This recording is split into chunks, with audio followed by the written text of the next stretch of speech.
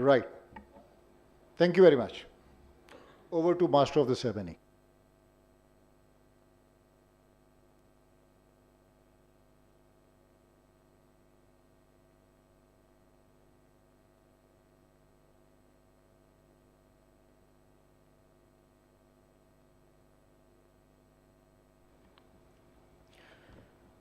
أعوذ بالله من الشيطان الرجيم.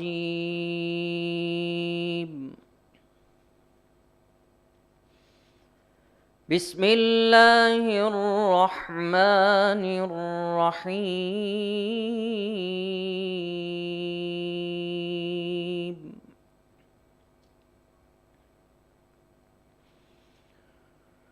يا أيها الذين آمنوا لا تأكلوا أموالكم بينكم بالباطل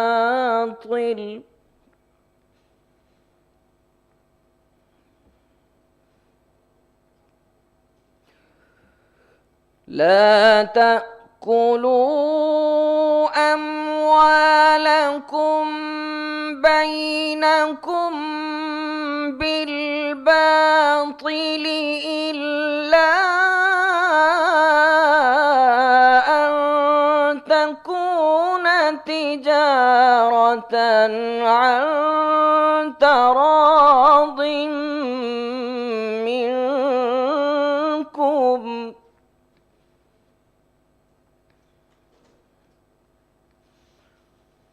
ولا تقتلوا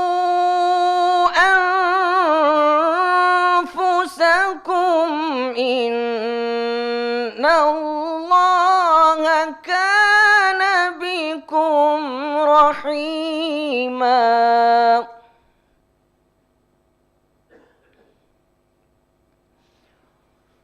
ومن يفعل ذلك عدوانا وظلما فسوف نصليه نارا وكان ذلك على الله يسيرا صدق الله العظीम।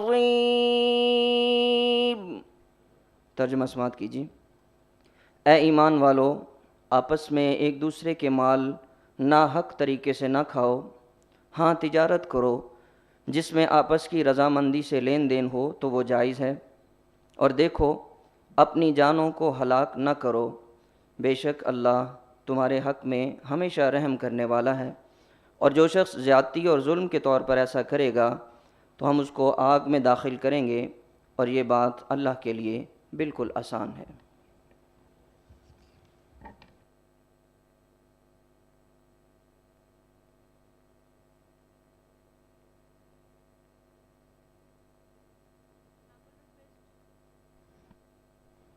Here is a humble request to everyone, please stand up for the national anthem.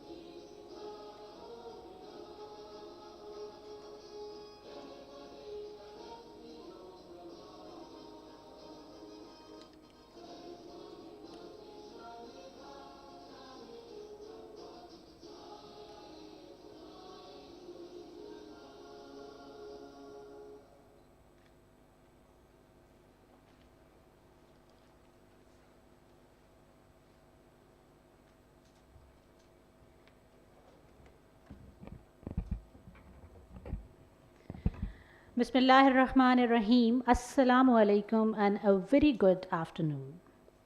My name is Hannan Ikram and I am part of DHA Lahore, and it's my privilege to serve you as host for today's program.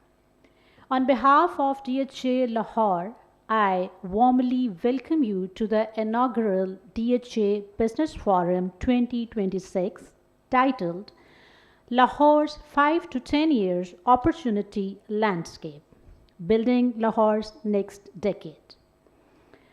We are honored by your presence, leaders from banking and capital markets, trade and industry, technology, academia, media, and valued stakeholders who shape how Lahore grows, invests, and competes. Today's forum is designed to be time disciplined and outcome led. Each session is structured to actionable insights so that the opportunities discussed are not abstract but financeable, buildable, and executable. Before we proceed, a quick request for decorum. Kindly place all the mobile phones on silent, and we request our guests to limit the movement during sessions so that each segment runs smoothly. At the end, we will host you for the networking and refreshments. Thank you. Now it's my honor to invite Brigadier Rauf Shehzad, Secretary DHA Lahore, to deliver the opening remarks. Brigadier Rauf Shehzad provides institutional leadership across DHA's strategic coordination and stakeholder engagement. His remarks will set the context for why this forum is being conducted and what DHA seeks to enable through it. Sir, the stage is yours.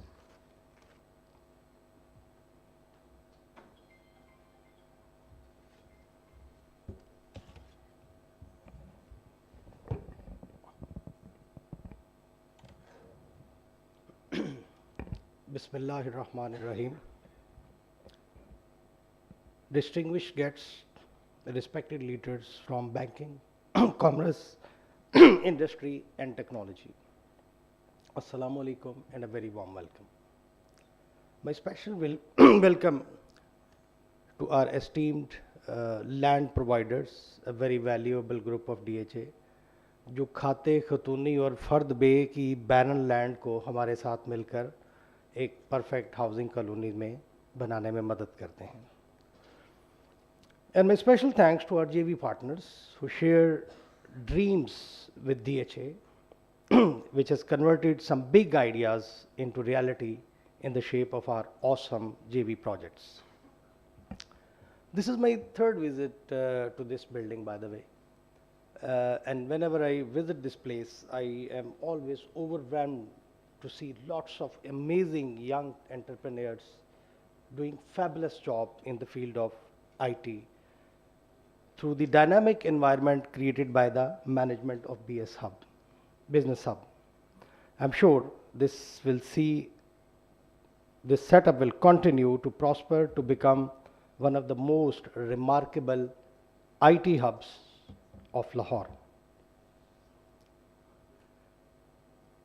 This already houses Wali Group, Wali Tech, you all understand, the group that has recently purchased Multan Sultan.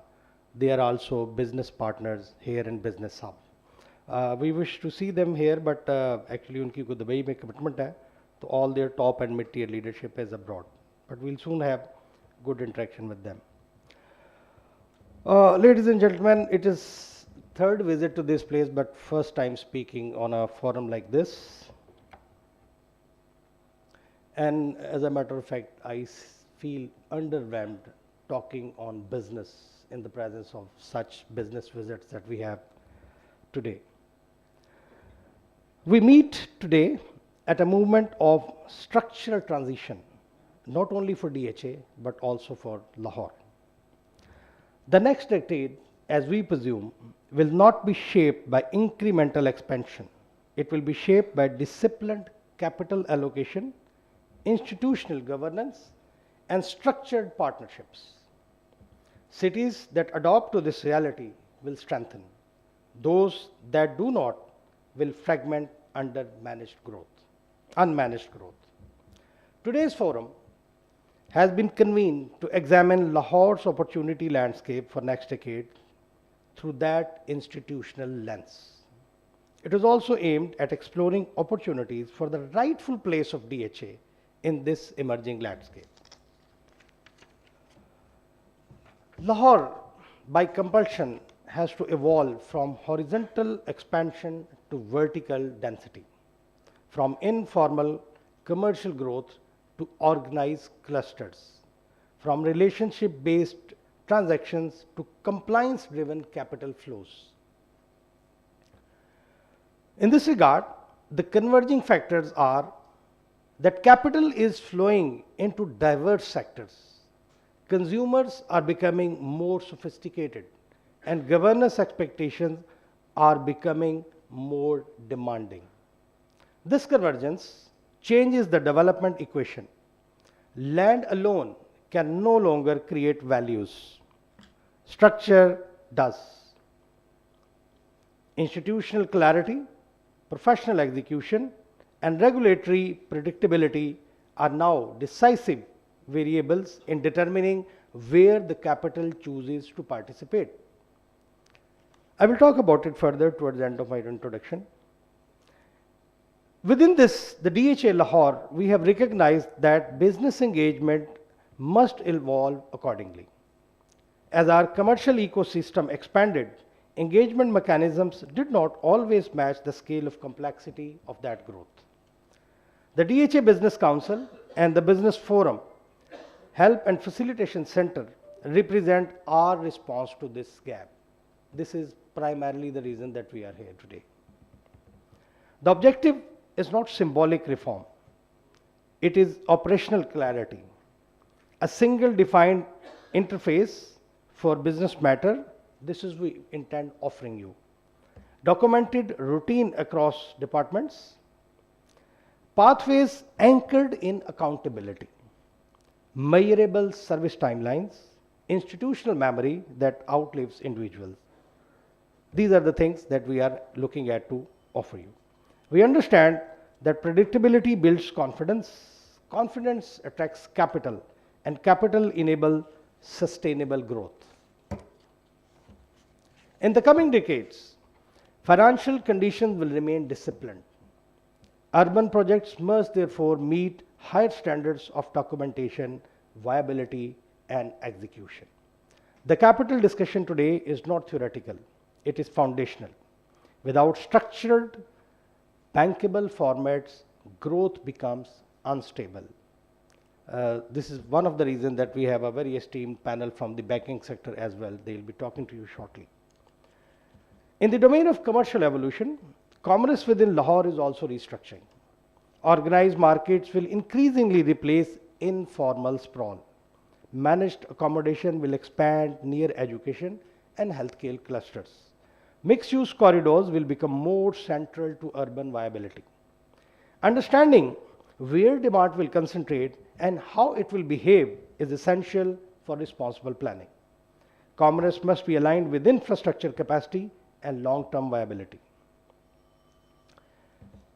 Technology and governance capability are no longer secondary considerations.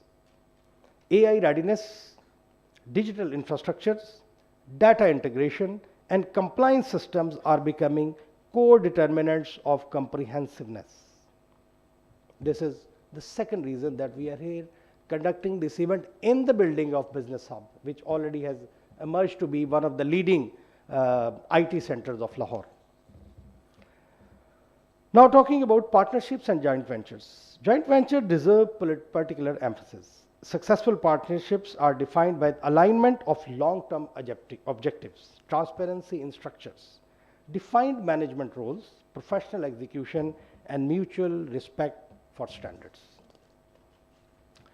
Now, one of the purposes of this forum is open up and be more like approachable partners.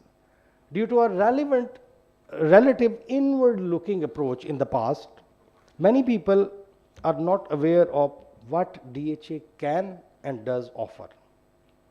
And people talk like, ਉਹ ਜੀ ਉਹ ਚੌਧਰੀ ਸਾਹਿਬ ਦਾ ਕੋਈ connection ਲੱਗਿਆ 35 ਕਨਾਲ ਜ਼ਮੀਨ ਲਈ ਉਹਨਾਂ ਨੇ ਬੜਾ ਪ੍ਰੋਜੈਕਟ ਕਰ ਰਹੇ ਨੇ वो टांका नहीं लगता because the person who says he does not understand the excruciating amount of processes through which that mutual agreement of DHA and the JV partner has gone through before it's really been concluded. All because we didn't meet our potential partners. Resultantly, a limited group of partners are perceived to be engaged with the DHA. Another misconception, which is partly correct, is the sluggish processes. While we are on the path of making things more dynamic, certain things will continue to stay for the right reason in DHA. Yes, our partnerships take times to conclude a project because we are completely tax compliance organization and needs lot of supporting documents before maturing a deal. Yes, we are hierarchical because that's one way of ensuring transparency so that no single person can take a good or a bad decision.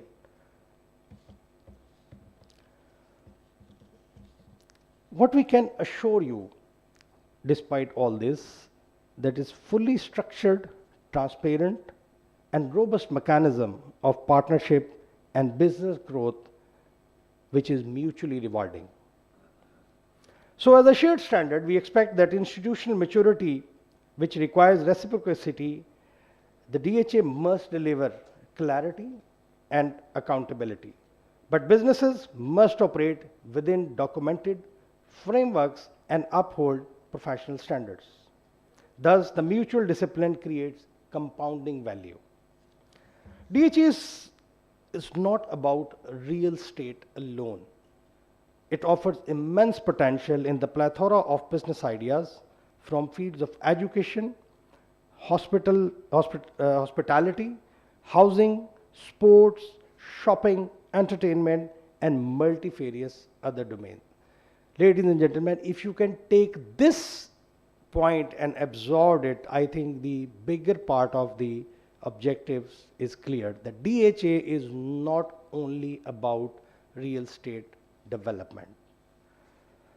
To conclude, Lahore's next decade will reward institutions that prioritize structure over speed, governance over improvisation, and execution over announcements. We are committed to building that framework. I thank you for your presence and your engagement. At the end, let me tell you what today's forum is not about. Sort of disclaimer. It is not nishistand, guftand, barkhastand. फारसी का एक मुहावरा है ना, बस आए बैठे मुलाकात की और चल दिए. No. We will follow up. Expect more frequent formal and informal interaction with you and within you. This networking is not only between you and DHA, but also within you. So to this platform for mutual connections, and let us hope and pray that we see Lahore and DHA Lahore expanding with futuristic ideas, structures, and dynamism. I thank you.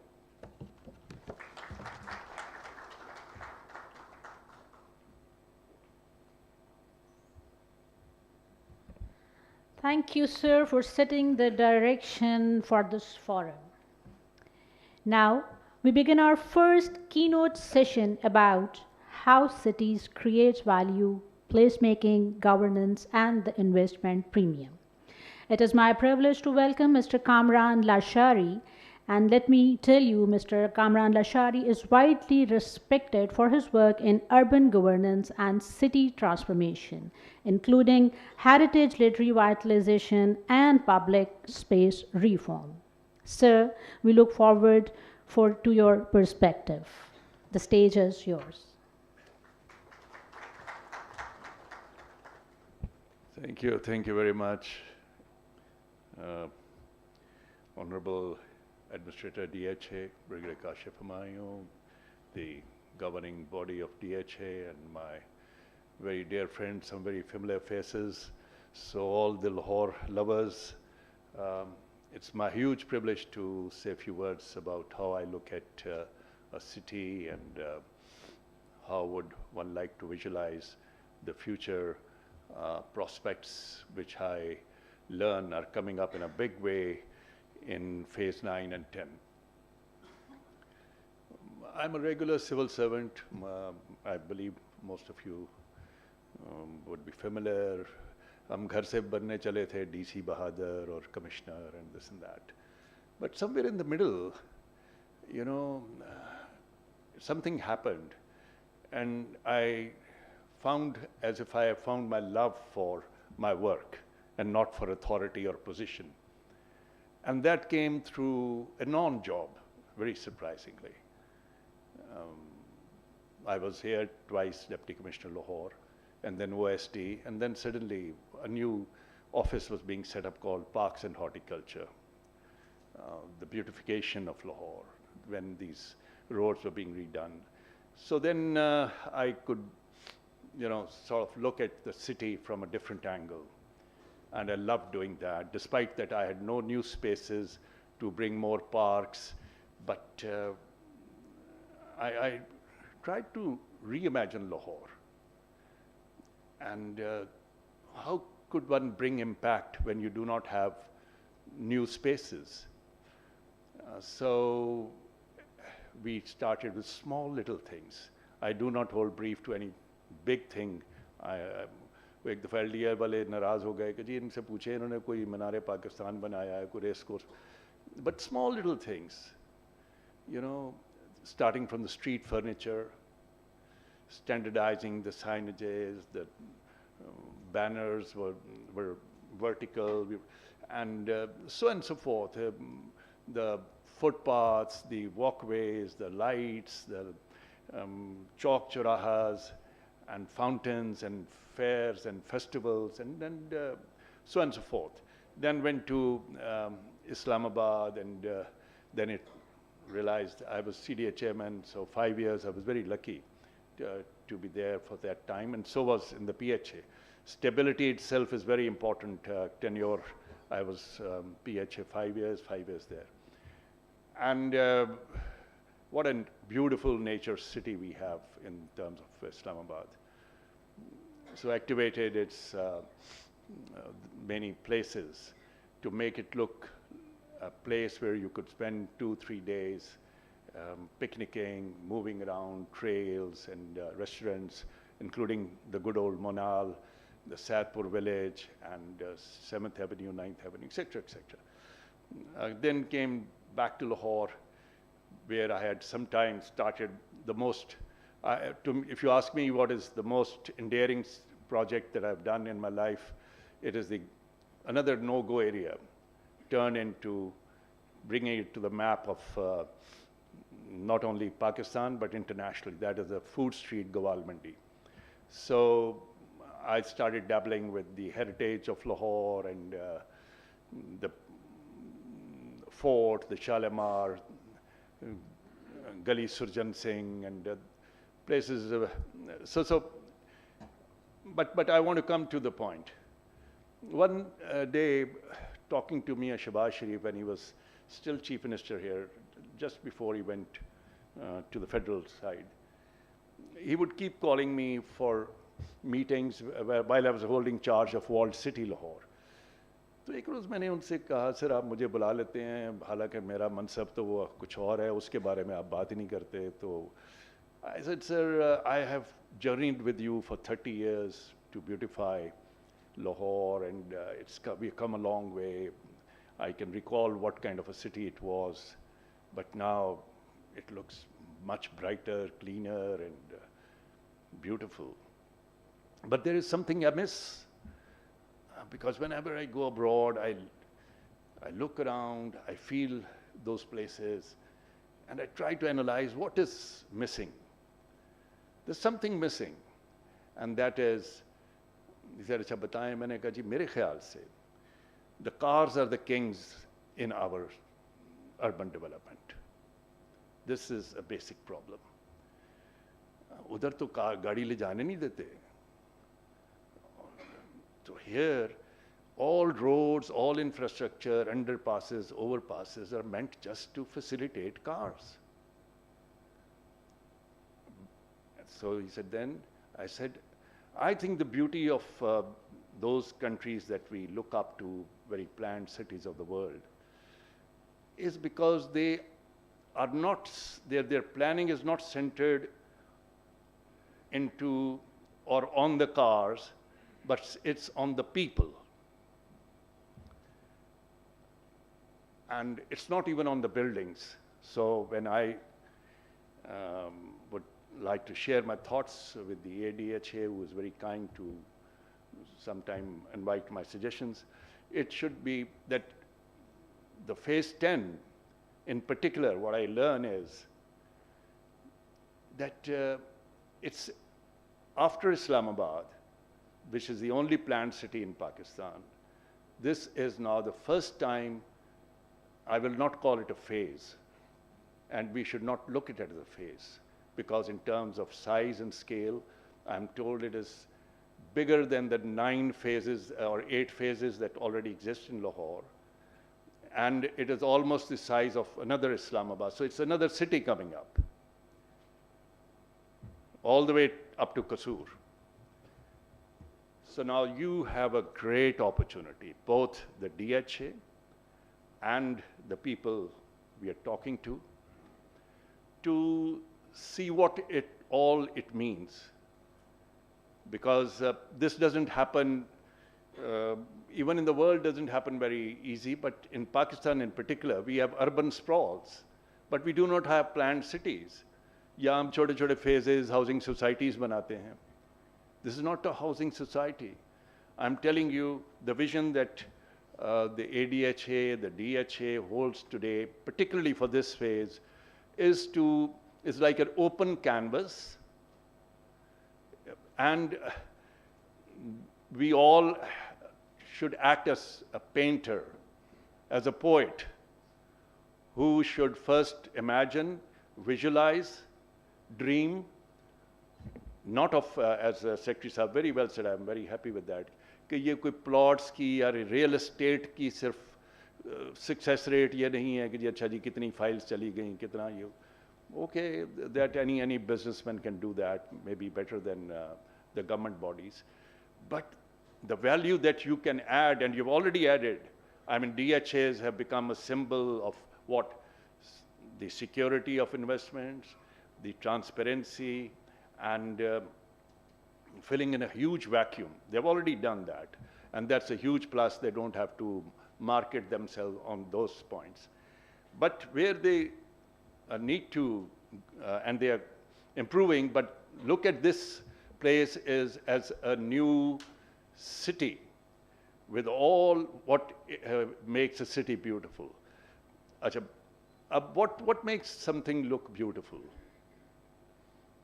ये मैंने एक दिन ये भी बात उनसे की, मैंने कहा सर फ़लसफ़े की थोड़ी सी इजाज़त है, तो कहने लगे हाँ क्या, मैंने कहा जी मैं कभी सोचता हूँ what does, we all know this hall is looking beautiful, these flowers are looking beautiful, the trees are beautiful, but why do they look beautiful?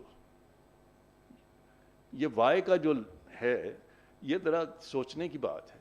एक चेहरा हमें देखते हैं हम उसी में खो जाते हैं, एक मौसम इस पे मुझे विल ड्यूरेंट एक अमेरिकन फिलोसोफर राइटर है, वो कहता है beauty is proportion, harmony, balance, and symmetry. Now that's what we need in our cities, which means there are competing interests. Like any personality, we have good points, bad points. Good, okay, Cleopatra का तो कहा जाता है कि had her nose been little on the side or crooked, the history of humankind would have been different. But so it's the harmony. और मैं थोड़ा सा कैलीग्राफी का भी शौक रखता हूँ. मैं कई दफ़ा उसको जब मैं NCA में सीख रहा था 4-5 साल पहले, तो देखता था कि वो जाविये हैं, the contours, you go little off the balance, वही बे पे ते जो है वो कुछ उसका रंग ही कुछ और. So we need to create balance between what? Between different needs, different competing interests. They may be in terms of the investors, the businessmen, the residences, the various age groups, the children, the women folk, the families, and even the poor people, all section of the society, different social classes and economic interests and cultural interests, all have to be harmonized. If we are able to integrate those and make it a family place, a living place with good environment, वो जो पहले मैं बात कर रहा था बाहर के मुल्कों में, you can walk. इधर तो गाड़ियां चल सकती हैं, इंसान नहीं चल सकते. ये कैसी सितम ज़रीफ़ी है. मैं जिस जगह रहता हूँ वो भी फेज़ 3 में है. मैं शाम को वॉक नहीं कर सकता. कहने को वो Y block is one of the prestigious blocks, लेकिन क्योंकि फुटपाथ्स नहीं है. मैं अपने नेबर को ही नहीं जानता वो कौन है. 15 साल हो गए हैं, ना वो मुझे जानता है. मैं तो महल्ले दा रहने वाला, मुजंग दा रहने वाला बंदा जी.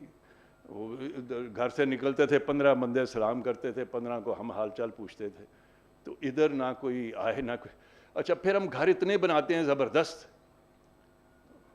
करोड़ों रुपया खर्च करके, क्या फरिश करके. ऐसे तो बाहर घर भी नहीं होते. तो लेकिन क्या करते हैं, उनको फिर कज देते हैं. We break walls around our houses.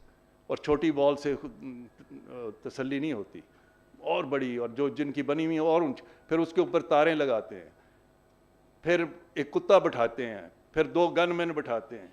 I mean we have learn to become happy with our small little isolated segregated fortresses. There's no neighborhood, there's no community living. We don't, that is a sick society we are sort of generating. The real thing is, if I learn lessons from the cities, please, you have great opportunity. This is what you can do, and I know you are open to ideas. That's why you talk to me and to all the people. Make it a very inclusive place, integrated place, where you're not selling plots, or you're selling dreams and selling a lifestyle and an experience, and go into all those details which make it a family place, a very living place, and the investors will come headlong. ये रहेंगे नहीं पीछे. It's not the other way around कि ये आएंगे तो फिर lifestyle आएगा, लाइफस्टाइल आएगा तो ये सब आएंगे. बहुत शुक्रिया. Thank you.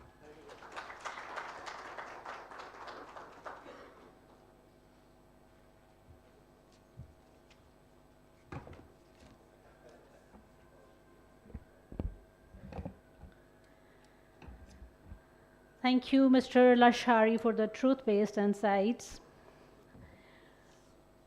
We are here to change the playlist, reformat and rearrange the priorities.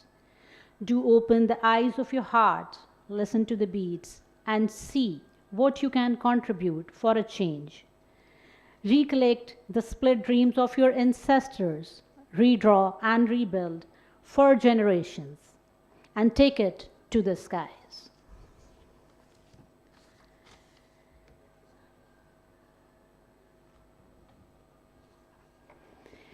Now we proceed for the panel discussions, and the first one is the banking panel regarding financing Lahore's next decade, bankable urban asset classes 2026 to 2035. This session focuses on what makes urban projects financeable: documentation, governance, cash flow visibility, risk allocation, and execution discipline. Our moderator for this panel is Mr. Suhaib Chaudhary, known for leading structured, high-trust discussions across institutional stakeholders. Joining him are 5 senior banking leaders. Our first panelist, Mr. Fareed Ahmad, Senior Executive Vice President and Group Head, Retail Banking, Muslim Commercial Bank. He brings deep oversight of the retail banking strategy and structured consumer and asset-backed financing. Our second panelist, Mr. Anwarul Haq, Distribution Head, Central, Senior Executive Vice President, Commercial Banking, Mizan Bank. He brings strong experience in commercial banking distribution and financing structures aligned with enterprise demand. Our third panelist, Mr. Sarfaraz Jatta, Regional Head, Askari Bank, bringing regional leadership experience in business banking relationships and risk-aware assets evaluation. Our fourth panelist is Mr. Khurram Zubair, Regional Credit Head, Bank Al-Falah, contributing a credit and underwriting lens focused on bankability thresholds and risk discipline. Mr. Hasnain Raza Mirza, Group Head, Commercial and Retail Banking North, Allied Bank.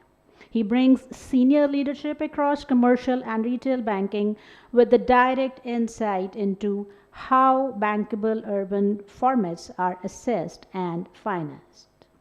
May I invite Mr. Suhaib Chaudhry and the panelists to please join us on stage.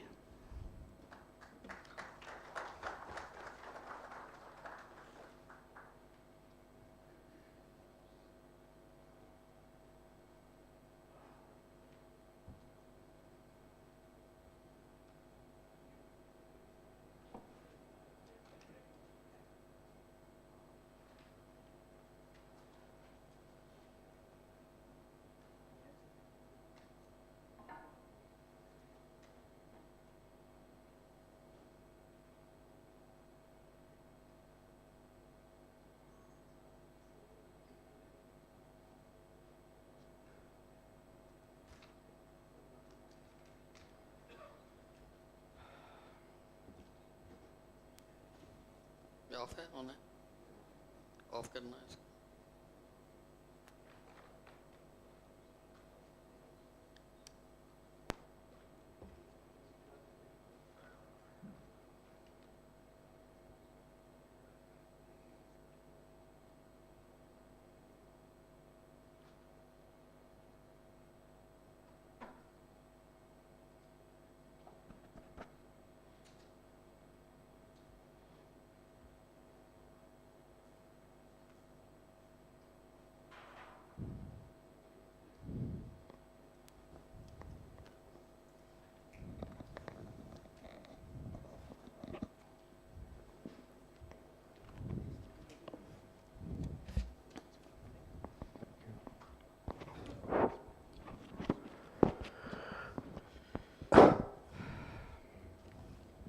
All right, Ji. Thank you very much. Good afternoon. Good afternoon, and Assalamu alaikum, everyone. Thank you for joining this this event organized by DHA. Quite words of wisdom from Brigadier Rauf Shehzad Saab, Secretary DHA, and great insights from Kamal Lashari Saab. Especially this last words that beauty is indeed symmetry, discipline, proportion, and perfection without doubt. And we see this to our own eyes happening in DHA. So the session is already, people have already announced that session is about what will make Lahore's next decade of urban development bankable. We will focus, basically the program, this session of 45 minutes is designed on 4 sections. We'll be talking about the structure, the risk allocation, product design, and capital appetite based on what the banking sector is saying on this. So the section 1, I will start with the capital environment says. So it's the question that I pose to all our respected panelists, that from a banking perspective, how has the evaluation of urban real estate projects changed in the last 5 years? And what are the top 3 filters that now determine whether a project is financeable or feasible? So anyone can go, please, first. Anybody? Bismillahirrahmanirrahim. Over the past 5 years, Lahore has shifted from asset-backed optimization to cash flow discipline. This is the major worth, the major change. Previously, which matters is location, sponsor's name carried significant weight. Collateral coverage compensated weak structuring. Sales assumptions were taken on face value in a rising market. That was previously. But now, today, the cash flow visibility matters more than land value from banking perspectives. Capital preservation is prioritized due to tighter liquidity. Not in terms of tighter liquidity, in terms of tighter liquidity for long-term projects. We have a flush of liquidity for shorter projects, but the long-term projects, we have a tighter liquidity. Regulatory scrutiny and the provisioning pressures. Previously, the banks were supposed to book NPLs on the basis of actual loss. But now, the substantive test, the people are asking them to book their NPLs on the basis of their substantive before the actually loan is become NPL. Now bank prefer phased projects, mid-income sized, and the end users, the people, the individual who are using these products, over the luxury speculation schemes. This is the main difference. Over the past 5 years, the banks have totally changed their dimension. Previously, the names were, they said, this name is big, that's landed.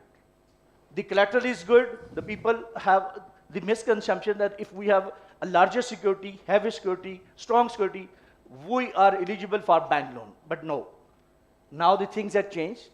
It totally depends on the cash flow, acceptability, predictability of cash flows.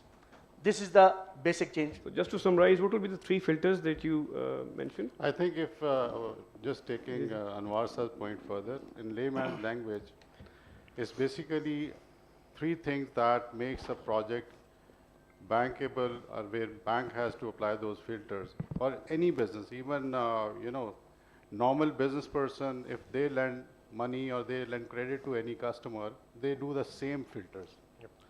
Number one, the project in itself, what's the demand, what's the salability, the person whom you are extending that facility, the work experience, the credit history, their ability and capacity to perform that project or not. And last but not the least is, historically, we bankers were in the last 10 years, the evolution is that we have moved from asset-based lending to the cash flow-based lending. The bank was lending 1 billion का collateral है जी, इसके against 200 million दे दें, ठीक है? It's not the sustainable model. The sustainable model is that the project we are financing, what are the cash flows of that project? Because that is a product. So if that product is not performing, it's not paying back, so by default, there will be a mess. So I think putting it together again, three, the person, the project, and the cash flows. All right. I just wanted to add the three filters, the mainly. Number one is the sponsor's strength and the real equity. This is the number one and the utmost, foremost filter.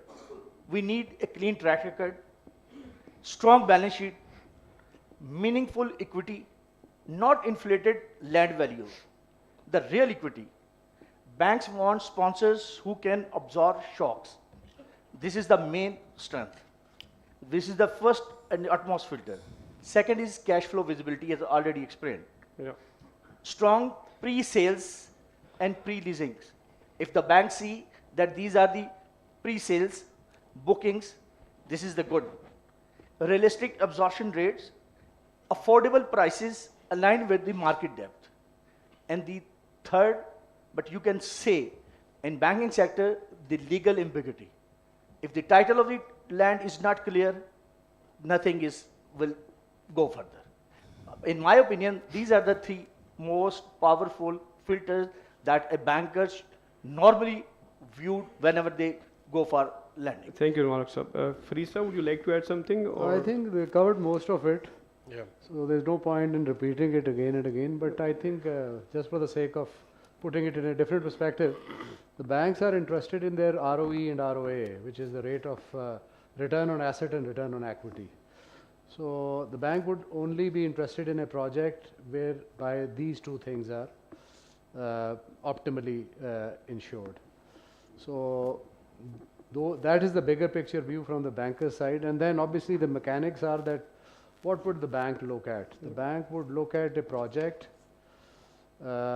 which has the ability to get constructed in time, which means that the people who are constructing it have the financial and the technical muscle to create that into a real into a reality. Then their ability to market that if it is multiple sellers. So they should have the capacity to sell it appropriately.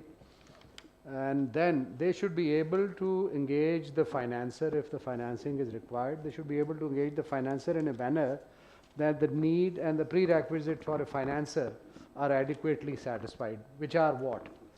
Which is that the title of that asset is clear, whatever they are lending against is clear, one.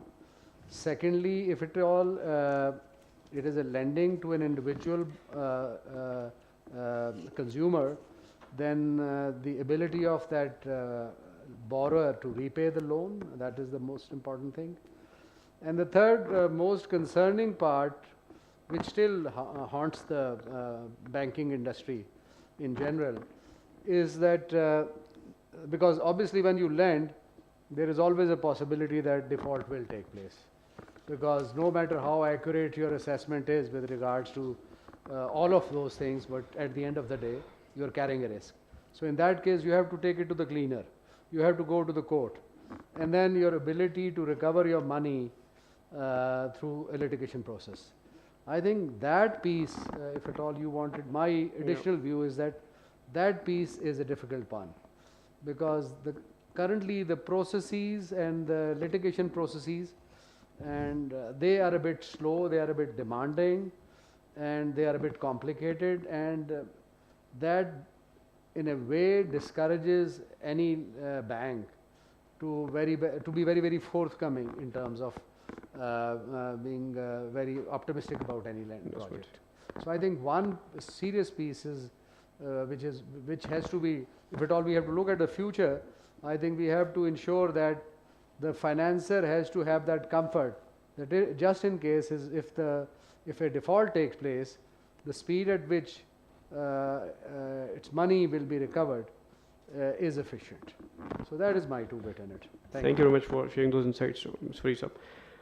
So I will move to my second question if no one else has anything to add to this. But one thing, I think a lot of points have been discussed. One I think is corporate governance, whether it is a small company or a larger company or a group of companies, or where circumstantial defaults in our country are very lesser than the willful defaults.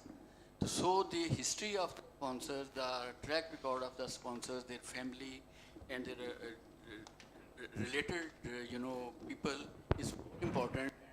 Actually, if they are investing in their own business, the money taken by the bank, this is more important. So with the passage of time, know your customer, enhanced due diligence, and all these checks, which we normally were quite lenient, banks are quite lenient while lending.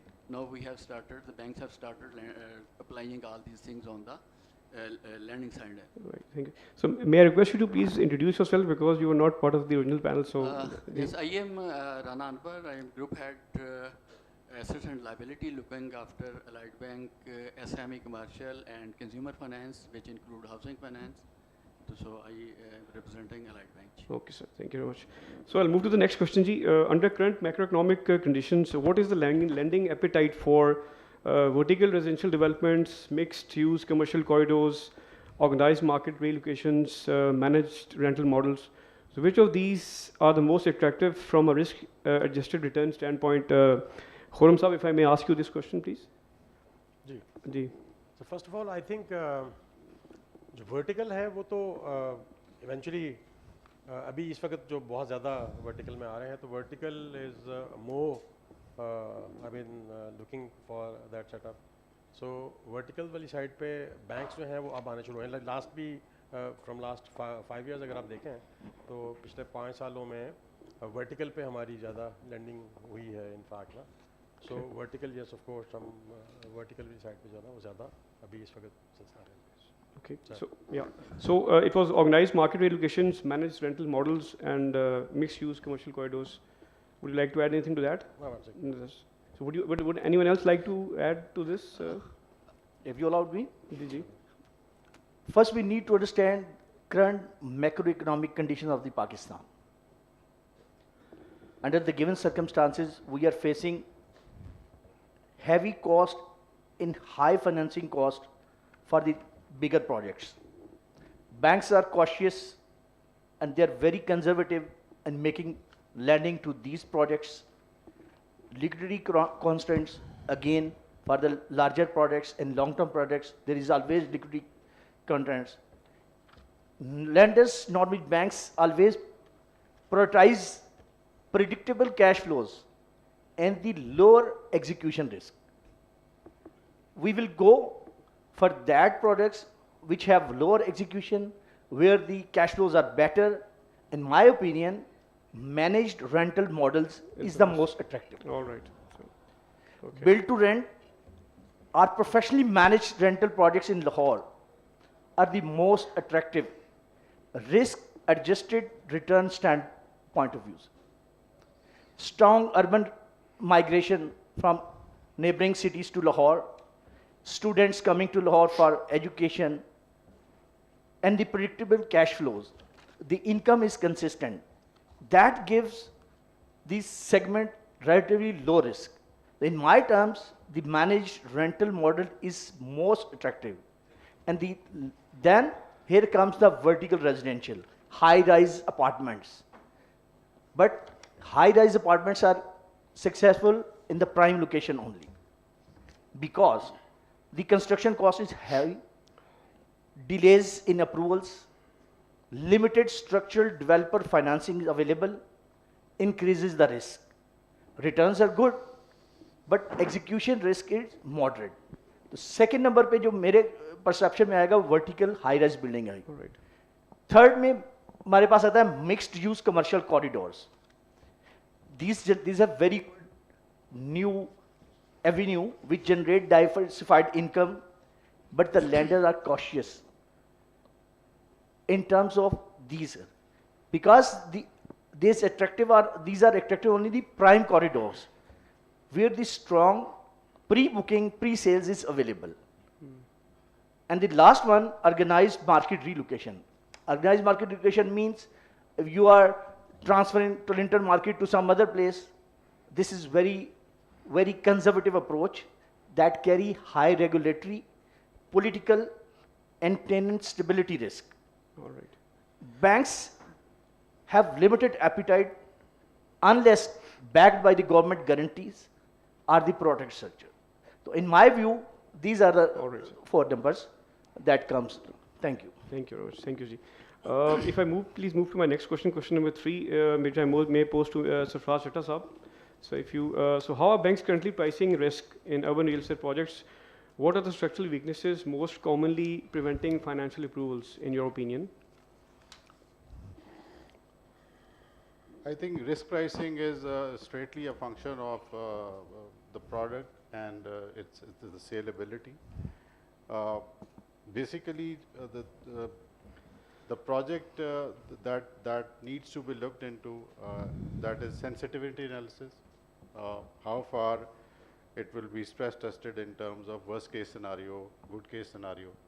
And secondly, it should be based on the income generation of, unfortunately, हमारी market में real estate projects का ज़्यादा जो financial modeling जो की जाती है या financial projections जो की जाती है वो speculation based है कि ये रुपए की चीज़ है ये कल 10 रुपए की हो जानी है instead of this के ये क्या income generate करेगी Correct. ठीक है इससे cash flows क्या आएंगे not exactly speculation. ठीक है, I mean capital gain is part of this sector, but I think that needs to be much looked into the income generation.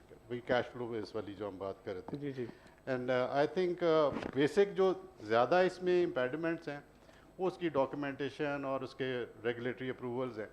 I would suggest बाकी भी जगह ये शायद कहीं होगा. हमारा एक अगर हम globally अपनी real estate market को और versus पाकिस्तान को देखें तो एक disconnect है जो हमारे बहुत सारे जो expats हैं वो भी इस चीज़ को कहते हैं. जिन लोगों का exposure है global वो भी ये कहते हैं कि दुनिया की market से हम बहुत फ़र्क हैं.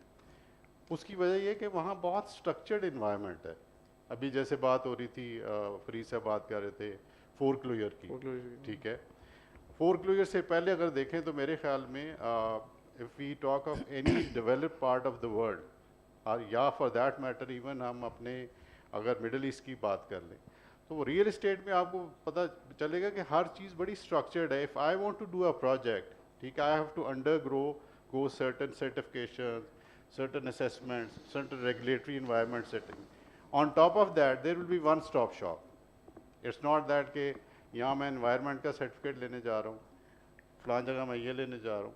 तो I think मेरी suggestion ये होगी कि जैसे अभी फरीद साहब कह रहे थे, एक तो वो तो foreclosure वाला part है in case of eventuality, but अगर आप देखा जाए तो I think there should be a real estate, because real estate इस वक्त पाकिस्तान की जो market की capitalization है real estate की वो 2.08 ट्रिलियन डॉलर की है, which is about 600 trillion rupees अगर आप बात करें, ठीक है. तो there should be a real estate regulatory authority जो आपकी बहुत सारी if I want to if I am an you know budding entrepreneur and I want to do a project, तो मेरे पास वो सर्टिफिकेशन ऐसी हो जो कि किसी भी फाइनेंशियल इंस्टीट्यूशन को वो कंफर्ट दे रही हो कि जो बंदा ये काम करने जा रहा है उसकी स्ट्रेंथ क्या है, उसकी ऑपरेशनल कैपेसिटी है नहीं है, उसकी वो सारी चीज़ें हैं. तो आई थिंक इसको ओवरऑल इन्वायरमेंट सेटिंग हमें ऐसी करनी पड़ेगी जहाँ पे probably any and every one can look forward to that, ठीक है. तो this is a bit from my side on this. So Farid Sahab, if I ask चार चीज़ें यार, देयर आर फोर थिंग्स जी जी which if at all I have understood your question accurately is that how banks are pricing their risk in urban real estate projects. So there are four theoretically there are four things on the basis of which they assess the risk and then price the project for that. One is the completion risk, and completion risk has a lot of subsets. For instance, we have talked about the sponsors, their ability to complete, their technical skills. It all falls with it. उन्होंने पहले उस तरह के कितने projects किए हुए हैं. So that is what a bank will look at when it's pricing that project. The second is obviously the overall political and economic milieu के सियासी हालात कैसे हैं मुल्क के, whether we like it or not, but they do impact, and the economic circumstances, they are extremely important. And then their assessment regarding the sales velocity risk, के वो कितनी उसकी liquidity क्या है, कितनी जल्दी वो बिकेगा. And the last, which is connected to our litigation, is your confidence about the clarity of the title of the land. So ये चार चीज़ें जो हैं ये mainly determine करती हैं हमारे risk. These are the four major items. So if that is your question. जी, that was the question. Thank you very much for your insight sharing. जी Anwar sir. I would just like to add a little bit on it, that while banks are considered for pricing, they take into account the available collateral, the strength of the concerned individual or the group of individuals or the companies, and their expertise and their economic, their financial muscles, and the current economic scenario at the time of extending the loans. Higher the risk, higher the pricing. Yes. Where we feel the risk is higher due to, and these are the risks when we are evaluating the proposal. But unforeseen things like if title becomes unclear or certain disputes arises or it goes into litigation willfully or accidentally, then risks are higher. But at the time of evaluation, we think if we are lending to a good stable business, then our pricing consideration would be some bit lower. And if we foresee that risk is higher, And at the time of even evaluation, the pricing matters. Price is linked basically to the stability and the of the business as well as the group we are going to land. Okay. So if I just add another question to this, in terms of what makes a project more bankable. So normally, what kind of shortfalls do normally you see in proposals? Khurram Sahab, if I may ask you this question. First of all तो पहले ये I think जो start की 4-5 चीज़ें जो इन्होंने cover की उसके अंदर स्पेसिफिकली अगर मैं बात देखूं तो पहले तो कैश फ्लो है सबसे पहले. सो कैश फ्लो अगर सपोज डेट से आपको उसको नहीं करी तो फिर देन उसके बाद आगे चलने वाली बात ही नहीं है. सेकंड दूसरी जो चीज़ है वो ये है कि जो मेरा अपना ये ख्याल है कि जो डेफिनेटली जो कंपनी है या जो स्पॉन्सर्स हैं वो मैटर करते हैं, बट वो मेरा ख्याल है कि वो दूसरे तीसरे नंबर पे चले जाते हैं. फर्स्ट कैश फ्लो आती है, देन उसके बाद फिर आगे चीज़ें आती हैं. तो हम स्टार्ट में पहले कैश फ्लोज ही देखते हैं कि कैश फ्लोज वाली अगर है उसकी और सेलेबिलिटी उसकी क्या है, लोकेशन उसकी क्या है, फिर देन स्पॉन्सर्स कौन है, देन अगेन दोबारा आगे उसकी जो लीगल एस्पेक्ट्स क्या हैं, जो हमारे इनफैक्ट जो प्रॉपर्टी है उसकी जो मेरी ऑनरशिप होगी उसकी लीगलिटीज़ क्या हैं. तो दैट मेक्स सेलेबल और जो है ना बैंकर्स के लिए भी वो ज़्यादा मोर लिक्रेटिव उसके लिए. हाँ जी. But normally where do these proposals normally shortfalls बहुत सारे हैं. एक तो प्रॉपर फाइनेंशियल्स नहीं होते, अनडॉक्यूमेंटेड उनके पास चीज़ें होती हैं, एक्विटी प्रॉपरली नहीं होती. वो फिर अगेन दोबारा majority of the people they से कि यार जो कोलैटरल की जब बारी आती है एज ए सिक्योरिटी तो वो कहते हैं जी इसी प्रोजेक्ट को आप ले लिया जाए. You got my point. So हम ये कहते हैं कि अच्छा हमें कोलैटरल और भी दें क्योंकि ये तो आप जब सेल करेंगे तो उसमें क्या सिलसिला होगा. तो ये सारी चीज़ें जो मिक्स सारी चीज़ें बेसिकली डिस्क्लोजर्स का 3 चीज़ें जो हैं जो आपका सवाल था बेसिकली उसमें एक तो जो फाइनेंशियल मॉडलिंग है वो वीक होती है. ठीक है. And second is in complete approvals हैं या लिटिगेशन एक्सपोजर है. ठीक है. थर्ड ओवर रिलायंस, जैसे मैंने पहले कहा कि स्पेकुलेशन पे ओवर रिलायंस की वजह से. तो ये 3 मेजर रीजंस हैं. बाकी नेचुरली ओवरऑल जो स्पॉन्सर्स हैं उनकी क्रेडिट हिस्ट्री क्या है. I just want to add one thing. जी. बीइंग बैंकर जब हमारे पास प्रपोजल आती है तो ये इसके कैश फ्लोज, इसकी मार्केट चेक्स, ये सारी बात की बातें हैं. सबसे पहला काम क्या हम देखते हैं कि क्या उस लैंड का टाइटल क्लियर है. अगर टाइटल क्लियर नहीं है तो बाकी उसके बाद कैश फ्लो, फिर सारी चीज़ें. द फर्स्ट एंड जो हमारे पास इन प्रोजेक्ट में आते हैं सबसे पहले हम उसका इनकम्प्लीट लैंड टाइटल को देखते हैं. फिर उसके बाद हम क्या देखते हैं कि क्या इस प्रोजेक्ट के पास जो स्पॉन्सर उनके पास इक्विटी है, क्या इक्विटी लैंड की शेप में और इन्फ्लेटेड है, रियल उनकी इक्विटी जो है उन्होंने अपनी जो बकेट है उसको इस प्रोजेक्ट में डाला है, उनके सारे इशूज़ हैं. देन कम्स तब हम उस प्रोजेक्ट के ऊपर काम करते हैं. फिर हम उसके कैश फ्लोज देखते हैं, फिर हम उसकी देखते हैं. और ये इस टाइप के जो प्रोजेक्ट्स बड़े होते हैं इसमें SPV चाहिए होती है नॉर्मली अगर इसको करना है, स्पेशल पर्पस व्हीकल. लोग ये SPV यहाँ पे हमारा इतना कल्चर है नहीं. जब तक आप ये SPV नहीं बनाएंगे आप उसके अंदर क्लैरिटी नहीं आएगी, चीज़ें नहीं आएगी. उसके अंदर जो रूल्स रेगुलेशन जो इक्विटी के हैं, जो बाईलाज हैं, जो इन्फोर्सिबिलिटी है, फिर हम ये देखते हैं कि क्या ये इसकी land title document legally clear हैं, कल को हम इसको इन्फोर्सेबल कर सकते हैं कि. जब ये बेसिक चीज़ें क्लियर होती हैं उसके बाद फिर हम स्टार्ट करते हैं उसकी प्रपोजल के ऊपर काम करते हैं. फिर हम उसके ऊपर कैश फ्लोज और बाकी चीज़ें बाद में आती हैं. क्योंकि अगर कैश फ्लोज या बाकी चीज़ें कम हैं तो उसको आप स्ट्रेंथन कर सकते हैं. हम उनको कह सकते हैं आप इक्विटी इंजेक्ट करें. हम आपको जो फाइनेंसिंग करेंगे वो डिफरेंट स्टेजेस में करेंगे, फेजेस में करेंगे. तो माय पर्सपेक्टिव जो प्रैक्टिकली हम लोग देखते हैं वो स्टार्ट ये चीज़ें बेसिक जब तक की क्लियर फॉर पब्लिक अवेयरनेस कि ये चीज़ें सबसे पहले क्लियर हों तो उसके बाद. No, what you're suggesting is that normally these are the one of the few things that are short. These are the most pillars. But they are the ones that are normally not fulfilling the requirements. This is what you're suggesting, right? Yes. No, okay ji. Disclosures के भी issue होते हैं इसमें. Sometimes disclosures proper नहीं होते जैसे documentation की बात की. और बैंकेबल की जब हम बात करते हैं कि वो वायबल हो, अगर हम बैंकेबल को ट्रांसलेट करें तो I think bankable means viable for the bank. Correct. जी. Okay. So, next move to the next section, which talks about the next decade. Obviously, everyone is interested to know how money is going to be spent in the next decade. So, looking ahead at 2030, 2035 vision, which asset classes in Lahore do you believe will attract the most institutional capital? This is a question that I pose to everyone. This includes corporate housing, student accommodations, destination healthcare clusters, organized wholesale markets, or technology parks. Which makes a more logical sense and which you think is premature at the moment? I think it's all up to premature kuch nahi hai. Kuch nahi, As a globe we have come a long way in so many things. So I think these are all need of the hour कह लें या current situation कह लें. तो मेरे ख्याल में हर चीज़ जो है उसकी अपनी जैसे clusters of अब अगर आप एक छोटी सी बात जैसे schooling की बात कर लें तो हमारे गली मोहल्लों में स्कूल और हर जगह खुले हुए. There should be a cluster kind of exactly.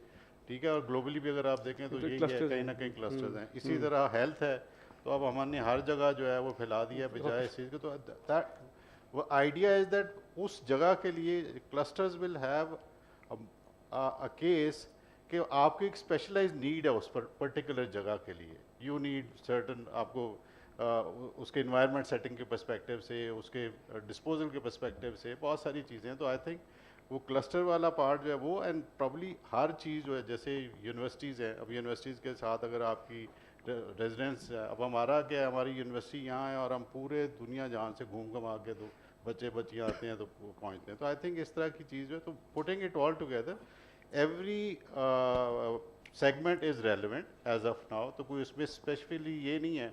और जैसे भी एक मेरे कुलीग कह रहे थे दोस्त के बेसिकली देखें बैंकेबल या कोई भी project we are in a lending business, we are in a money business. So anything, and we are commercial organization. Anything that makes a commercial sense, we are right there because हमें तो पैसा deploy करना है. कोई हमारा ऐसा हमने घर तो किसी ने लेके नहीं जाना तो हमारा कोई ऐसा mental blockade नहीं है कि we don't want to put that money. Yes, we want because वो पैसा किसका है? वो depositor का पैसा है, वो आपका पैसा है, वो individual का पैसा है.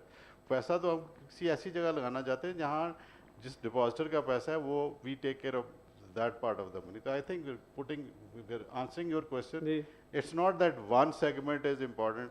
अब जैसे आपने आईटी वाला अभी हम I was seeing Ayub Ghauri Sahab was sitting here तो आईटी वाला वाज अनदर थिंग. तो clusters has its own in terms of the commercial sense और बाकी जो पार्ट है वो I think that's all are relevant. All right. Would anyone else like to add something? Fareed sahab? जी bankable, actually I just wanted to clarify what is bankable from bank's perspective. The project is bankable when its repayment is predictable, legally secure and supported by the real sponsors, not dependent on the market optimism.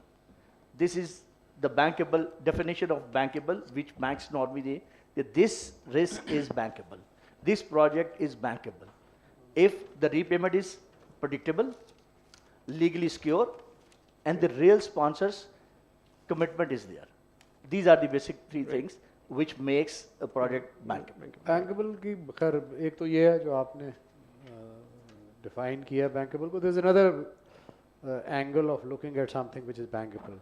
Obviously, a bank would only give money to a project in which per se the repayment is potentially secured. But from a project perspective, I think bankable means that a couple of things like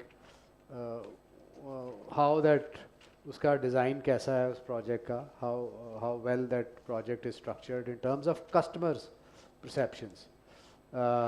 Uske andar abhi Sarfraz was talking about the overall ecosystem.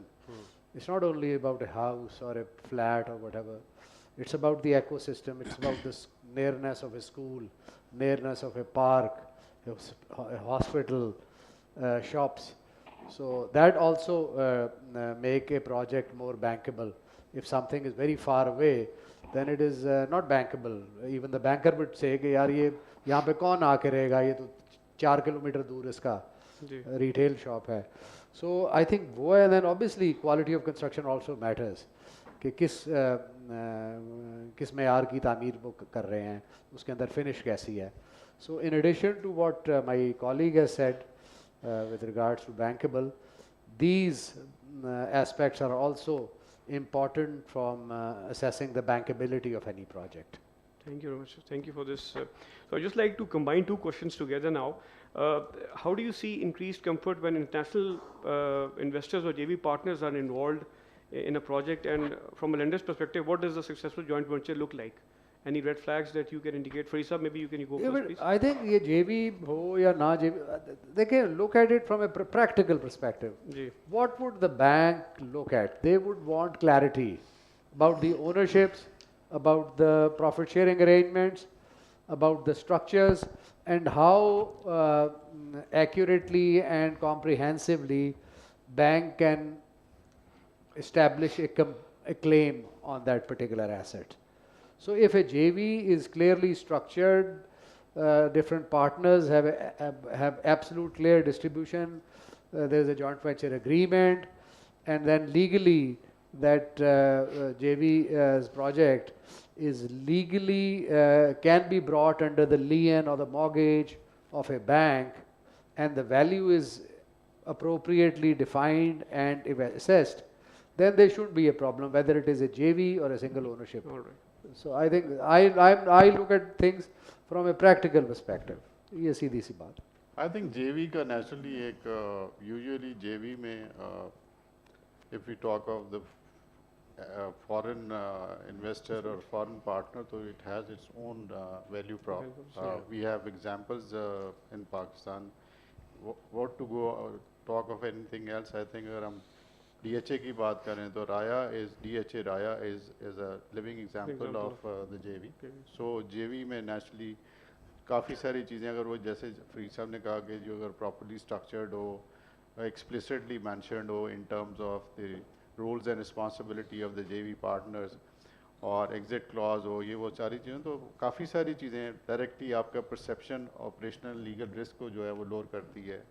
Transparent routing and escalation mechanism improve होता है with lender confidence, structured reporting improve होती है, reduces moral hazard and executive. Usually अगर आप foreign जेवी partner की बात करेंगे तो वहाँ सोशल कंप्लायंस के ऊपर बहुत एक वो है. तो आई थिंक जेवी का एक ओवरऑल अगर हम देखें तो JV has its own value prop from two perspective. One from overall economy perspective, इसका फॉरेन इन्वेस्टमेंट या एक्सपर्टीज़ का है, एंड सेकंड नेचुरली लोकल वाला part. All right. So, in my opinion, the JV is far ahead than a local.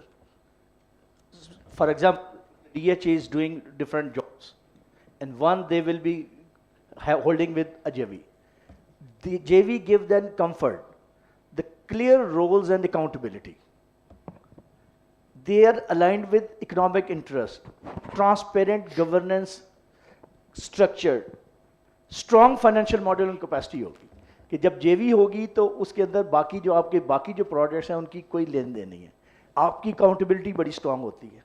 आपकी उस project से related जितनी purchasing है, जो वेंडर्स हैं, जो चीज़ें हैं, फिर JV के अंदर उसको एक इंडिपेंडेंट और एक जो कोई JV करता है वो अपने मोस्ट एक्सपर्ट जो लोग होते हैं उसमें शामिल करते हैं. तो JV is most transparent, legally covered, जिसके अंदर एक एक चीज़ क्लियरली मेंशन की होती है. उसके अंदर आपकी राइट्स भी हैं, लाइबिलिटीज़ भी हैं, एनफोर्सिबिलिटी भी है. और उसका फ़ायदा ये होता है कि इन केस खुदा ना खास्ता JV डिफ़ॉल्ट करती है तो आपका जो अपना बाकी बिजनेस है वो हैम्पर नहीं होता. तो this is a big difference.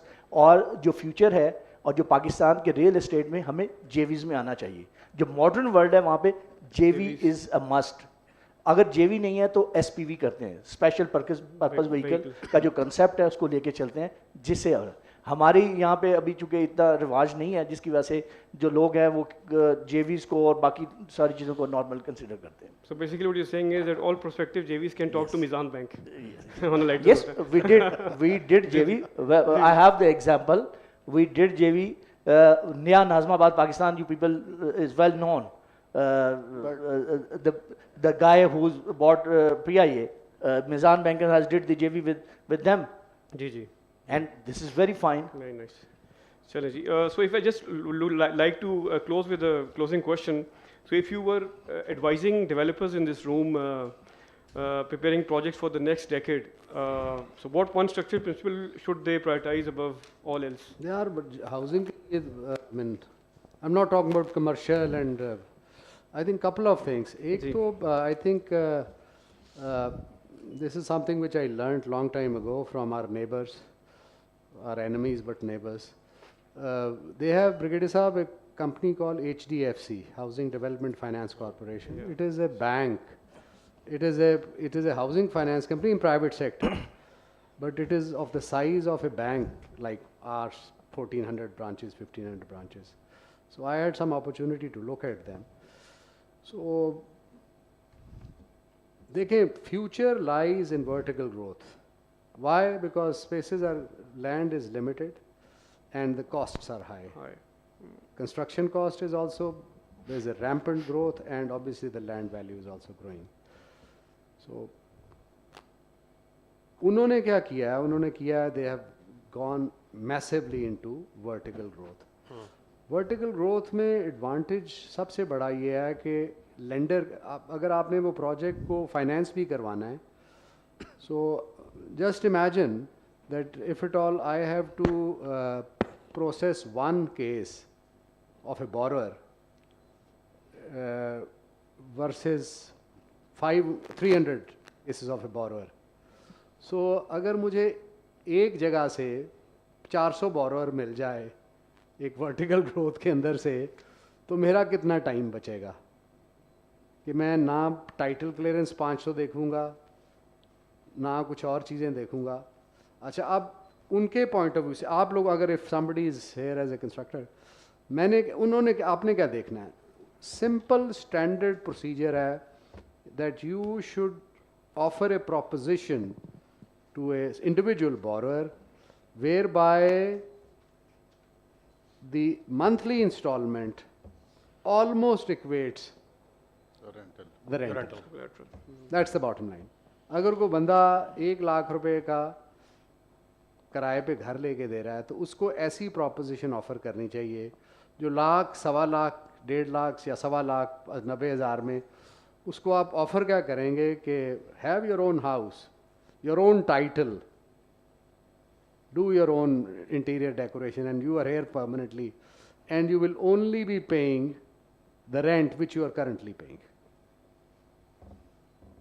So इस मॉडल पे उन्होंने ये ग्रो किया.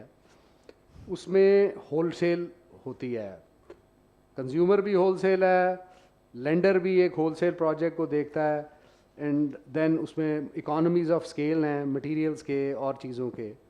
So I think it's all about going to be vertical in times to come. I think हमारे तो सिर्फ मैंने अभी देखा है, Askari is the only respectable vertical, except few odd pockets. मैं उनको I'm talking about offering giving offerings to wholesale, not to the upper class के गुलबर्ग में 3 बने हैं प्रोजेक्ट, तो 8 करोड़ रुपए का एक फ्लैट मिल रहा है. Nothing of that sort. 2 bedroom, 1 bedroom, vertical growth, security, safety, community living. अभी आपने भी जिक्र किया लाशारी साहब. सो अभी जो लाहौर में आज से 20 साल 30 साल पहले के जो फ्लैट्स थे, unfortunately they were not being used for pure residential purpose. They were in fact they had earned a bad reputation. Faisal town में थे, इधर उधर, मतलब वो किसी, you know, they had a different. So I think future lies in vertical growth, one. Secondly, proposition in financial term has to be constructed in such a way that we should be as close to the rental being paid by that. उसे कहीं equity डाल दो 20%, बाकी you gone. Then you can apply different models. Like for instance, if you are lending to a 25 years old man or a 30 years old man, you can have a taper down repayment schedule. Yep. But if you are lending to a 55 years old man, it could be the taper up level. You know, your initial installments have to be higher, and then they have to come down. So that kind of flexibilities, for that these banks can come into play. You can come and sit with them. And then, thank you, sir. I think, yeah, mota. I don't know whether I made some sense or not. Quickly, sir, if you can just close it. I just one advice for the developers. Sorry, जैसे ने कहा Askari, I think for DHA, since it's a good, I think first of all we congratulate you for taking this initiative. It's a good initiative. Yep. Because at least the fraternity and the investors and everyone is here. So I think Askari वाला जो model, Askari 10, 11, अगर आप flats वाला या high rise देख लें, तो that's a very solid model. इसकी दो तीन benefits हैं. From first of all, the way the prices of land has gone high, so housing has become, unfortunately for a larger population segment, that has become unreachable. That's not affordable. So one is that it will help you to bring the cost down for the end user. Second, from the banker perspective, I think देखें तो risk diversify. Lending money to one person and versus lending money in one building to 500 people is totally different. Thirdly, the secured environment, the maintenance. So I think you have a model. Probably whosoever is interested, I believe you might have a space or a place for dedicated place for this thing. So Thank probably you. DHA में Sure. it should be Sure. replicated in that way, so that it becomes affordable. On top of that, I think जैसे अस्करी में इस वक्त अगर हम देखें तो उसका एक governance model भी है. It's not just that they built it and they hand over it, because आप तो you come from that fraternity, तो आप तो you're well aware of that. तो उसका एक governance model भी है. Right. Anything and everything under the sun has to be managed by Askari. Sarfaraz आपने बात की थी अनवर- अथॉरिटी की यार एक just one जी, piece. जी. I think we should also think about although DHA is one small piece of the entire ecosystem of Lahore, but still DHA stands out in terms of quality and other things. So housing starts America में ये index इसे हम कहते हैं housing का index होना चाहिए उस पर आई थिंक को काम अगर किया जाए so that will give a lot of confidence to the investor क्योंकि वो फिर एक बेंचमार्क प्राइसिंग उससे बड़ी आसानी से मिल जाती है. Thank you. I think जैसे मैं Sir, बात कर probably Free साहब is referring to You're just running short of time. Ji, if you real can quickly, estate हाँ जी. regulatory जी. authority की जो बात है, जी, so I ji. think referring that because holistically जी, जी.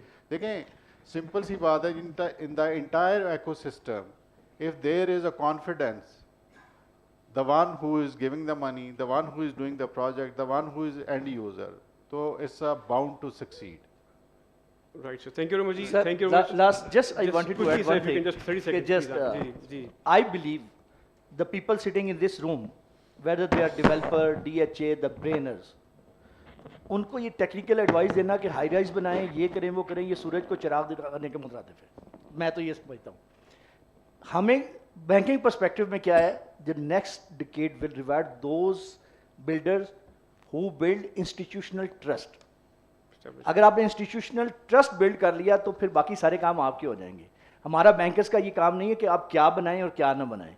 हमारा काम, आपने हमारा ट्रस्ट विन कर लिया, वी आर रेडी, हम आपके पीछे खड़े हैं, हम आपको अम्ब्रेला भी प्रोवाइड करेंगे, आपको फाइनेंस भी देंगे, आपके लिए एडवर्टाइज भी करेंगे, बाकी जो टेक्निकल चीज़ें वो आपकी हैं. Thank you very much, sir. Thank you for the thank you Fareed Saab, thank you Anwar Haq Saab, Sarfraz Sata Saab, Khurram Saab and Anwar Saab. Thank you very much for joining this panel. Thank you very much. Thank you, ji, so nice of you.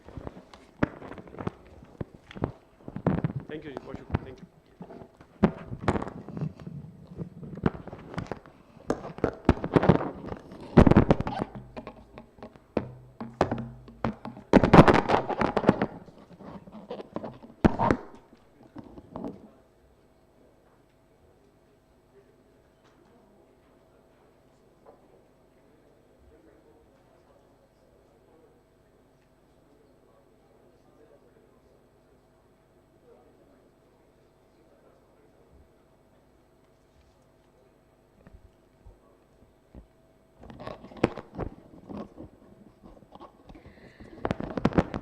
Thank you so much to our banking panel for such a focused and facts-based discussion. Now proceeding to our next AI panel discussion, Enlightening AI-Ready Lahore. What must be built in the 3 to 5 years to accelerate information technology growth in Lahore? This segment is not about trends, it's about what must be built. Capability, infrastructure, talent pathways, and the operating conditions that allow the technology economy to scale in Lahore in the next 3 to 5 years. This session will be moderated by Mr. Tabish Habib, Country Manager, GEMS Pathways, Pakistan, focused on industry-linked skills and employability pathways. Joining him, the panelists are Mr. Ayub Ghauri, senior leader in Pakistan's technology ecosystems with experience building digital infrastructure and enterprise capability. Our second panelist, Ms. Fatima Asad Said, Chief Executive Office and Board Member, Abacus Consulting. Expertise in enterprise transformation and governance frameworks. I invite the moderator and the panelists to the stage.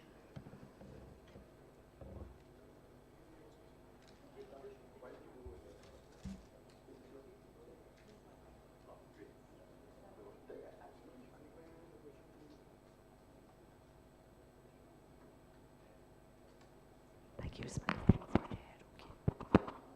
That's good.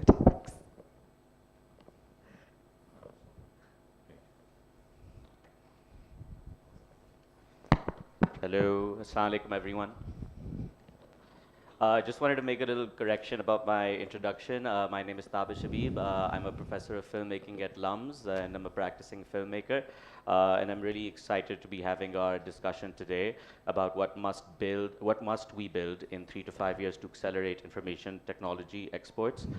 Thank you so much to DHA for organizing this wonderful forum and to our very, very insightful keynote speakers and guests. I think it's been a very riveting discussion so far. So we're going to start off by talking about Lahore's services-led economy, the role of information technology, IT within services, and what infrastructure and ecosystem steps will keep Lahore ahead. Lahore already leads Pakistan in services, and information technology is a major engine inside that services economy.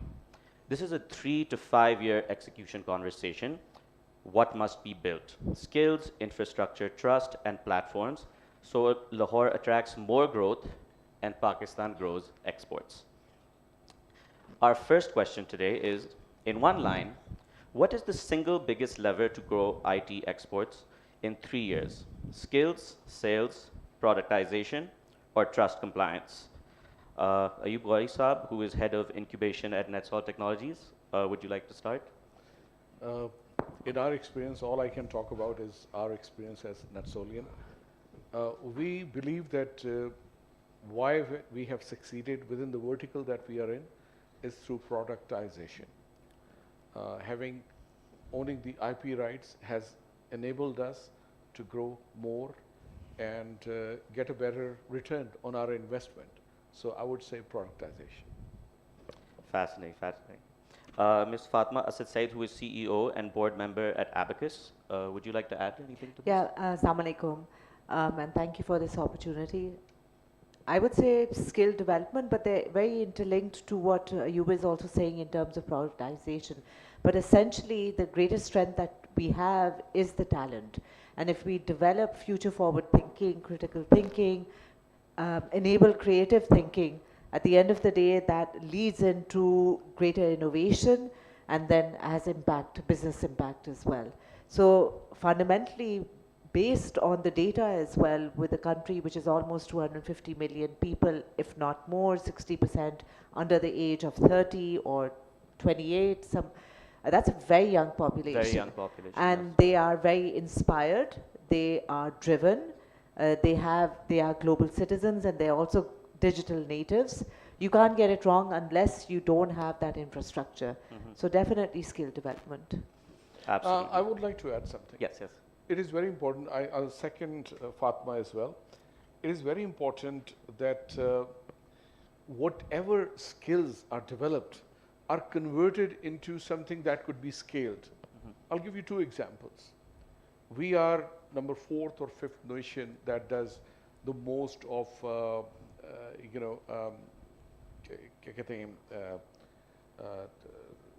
where kids are offering their services as freelancers. Yes. Yet we are no way close to being the best in True. terms of numbers. So there are people with skills, but those skills are not focused into developing a value. And in terms of value chain, we are far below, somewhere not even 1/100th of our country next door. Second example is e-gaming. Yes, yes, absolutely. We are brilliant in making e-games, but in terms of value chain, we come like in the top 5. Yeah. In terms of revenue, we're not even 70 or 80 number. Yeah. We do not focus on creating value. So someone has to tell them how to do it, how to increase the number, how to multiply that number. All the hard work that you're doing, you're producing a lot, you're giving out your services, the yield, the return, the ROI is not there. True, true. I couldn't agree more. Couldn't agree more. For our second question, what are the 3 essential ecosystem builds for an AI Lahore by 2029? You want me to go first? Okay. Okay, so I'm very happy that government of Pakistan is actually recognizing AI as the next thing. It has been there for a couple of years now, but it is good that we are celebrating it as a brand, as Indus AI Week. So I was there, and there are some decisions made by the government. $1 billion is allocated to be invested in developing AI in the next 5 years until 2030. So the 3 things is, 3, 4 things within that is developing that talent. So within the talent, we have, two tiers. The first tier is immediate. The graduates that we have who are not tech graduates, training them 1 million of those to develop that skill, AI skill. So that is in the short term. In the long term, however, is actually looking at the curriculum and teaching methodology and getting those ready. So that is number 1. And the number 2 is, having data centers, high performance computing, investing within that. Because until and unless we have the speed and the data integrity that those computers or those systems, cybersecurity will provide, we will not get that business from abroad. And thirdly, also producing 1,000 PhDs in 4 years. It looks very, very difficult task, that one. But it is worth having a target. From Netsol Technologies, we have created our own company, and we have run a pilot. It's a Netsol AI Academy, and we have run a very successful pilot. And we are going to, and we are working closely with, different PSEB and different bodies as well, NAVTEC as well. So whatever we could, we are contributing as well. Fantastic. Mrs. Fatma Saeed, would you like to add to that?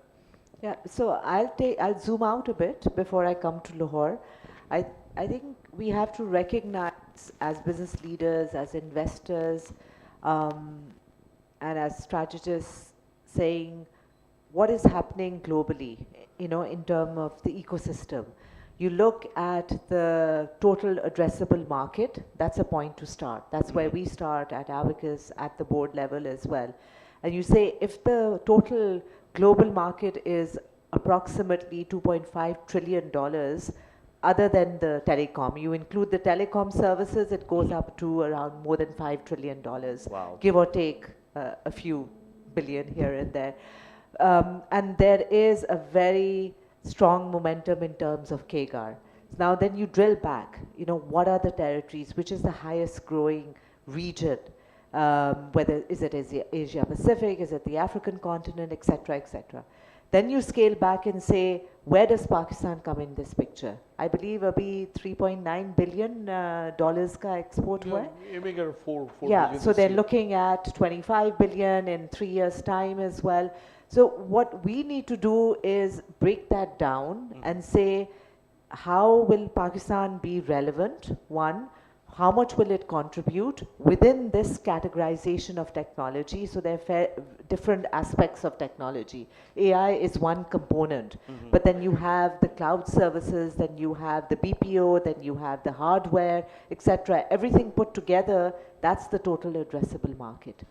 then you sort of collapse it back to further collapse it into what Lahore can bring. That's why I said talent. Okay. Talent is extremely important because it's not, you're absolutely right in terms of the acumen that they have, but talent to grow also needs the infrastructure. Linking it up to universities which are redefining their curriculum. It's happening at LUMS, it's happening at different other universities around the world. And it's not specific to the technology sector. That's an extremely important man. All of those, all of you who are maybe associated with manufacturing concerns, there's agentic AI fundamentally in the processes of the manufacturing processes, the supply chain, the logistics that are happening in the banking industry, predictive analysis as far as risk management is concerned. You know, in government, you have digitized governments. You look at Singapore, you look at Estonia, you look at other parts of the world. This is where the world is going. So then what is Lahore doing in order to feed in and capture that opportunity? Because we are addressing the exports, and then we're also building an ecosystem over here which is conducive for the next generation to incubate essentially the infrastructure that is there. The previous sessions were on physical infrastructure development, whether it's high rises, whether it's research centers. But this infrastructure, I must say, has to be smartly designed, whether they're eco-sustainable models, also smart designs. You have co-working spaces like Daftar Khan and collabs, etc., and many other examples around Pakistan as well. How have they designed it? And they're providing cheaper, competitive bases where small startups, individuals can actually lift off. And I think that's a very important contribution to make, to have, and that's where the banks can come in. The banks can focus on the SME sectors, and they should focus on the SME sector. Ek to ye ho gaya. The other aspect, can I, if I have more time, I just want to say is that where Lahore can make a difference is the investment in agriculture and education. Agriculture, where there is agri-tech innovation that is happening, that in itself is a global priority. And we are sitting in a predominantly agrarian, surrounded by it. It's traditionally been agrarian as far as North and South Punjab is concerned. So there is access to food is definitely going to be in demand. How are we producing that in terms of yield, predictive modeling, new innovation in agriculture? That's a very important, and Lahore can feed into that as well. So these are some of the factors I feel that as a city we should be looking at. And the last is the actual infrastructure that is there, which is conducive to, it's not just about DHA. Lahore has become, I think, I'm not sure, but I think the population might be hitting 20 million. More than maybe, more than 20 million, I think. And you're looking at a 20 million, look at the scope of Lahore. When I was growing up, I grew up in, I'm from Lahore, most of my adult life. I have lived in Lahore. And I grew up in Gulberg, right? Right in the center of Gulberg. But it was a very different main Gulberg at that time. Now it's all become very commercial. Jo Liberty ka roundabout, Gaddafi Stadium, all of that. And then you have this infrastructure which has gone to suburbs. I'm sorry, but the infrastructure is not keeping up. That's where Lahore needs to invest in. Jab aap high-rise buildings karte hain, you have to look at fundamentally the infrastructure of your water, your electricity, everything changes. And you can't just feed in one part of, which is, it can be a model example. So with skill development, it's physical infrastructure and then the governance around it. Very well said. We often hear that Pakistan mein talent ki koi kami nahi hai, but I think infrastructure is definitely the name of the game. Next question is, does Lahore need data centers and compute as a strategic bet? If yes, what must be true for it to work? Ayub Ghori Sahab, would you like to start? Thank you. So Lahore is considered to be the IT capital of the country. Numbers prove that. We have got bulk of key companies stationed, head offices over here, startups, ecosystem, even National Incubation Center, Lahore, that I head as well. They're all here. We can play a big, major role, in terms of AI, in terms of efficiency within anything. Health tech, if you take health tech, for example, predictive, what AI is doing, I mean, digitization is one thing, getting everything together in one go, but predicting, that has come with AI. So we can, increase better our health services, increasing the lifespan, of individuals. Then we also can help the environment. We cannot breathe this air, So there are certain banks. Within NIC Lahore, we have HBL as our consortium partner, supporting green tech, female tech, and all of these environment and change and all of that. So I think banks have a major role to play.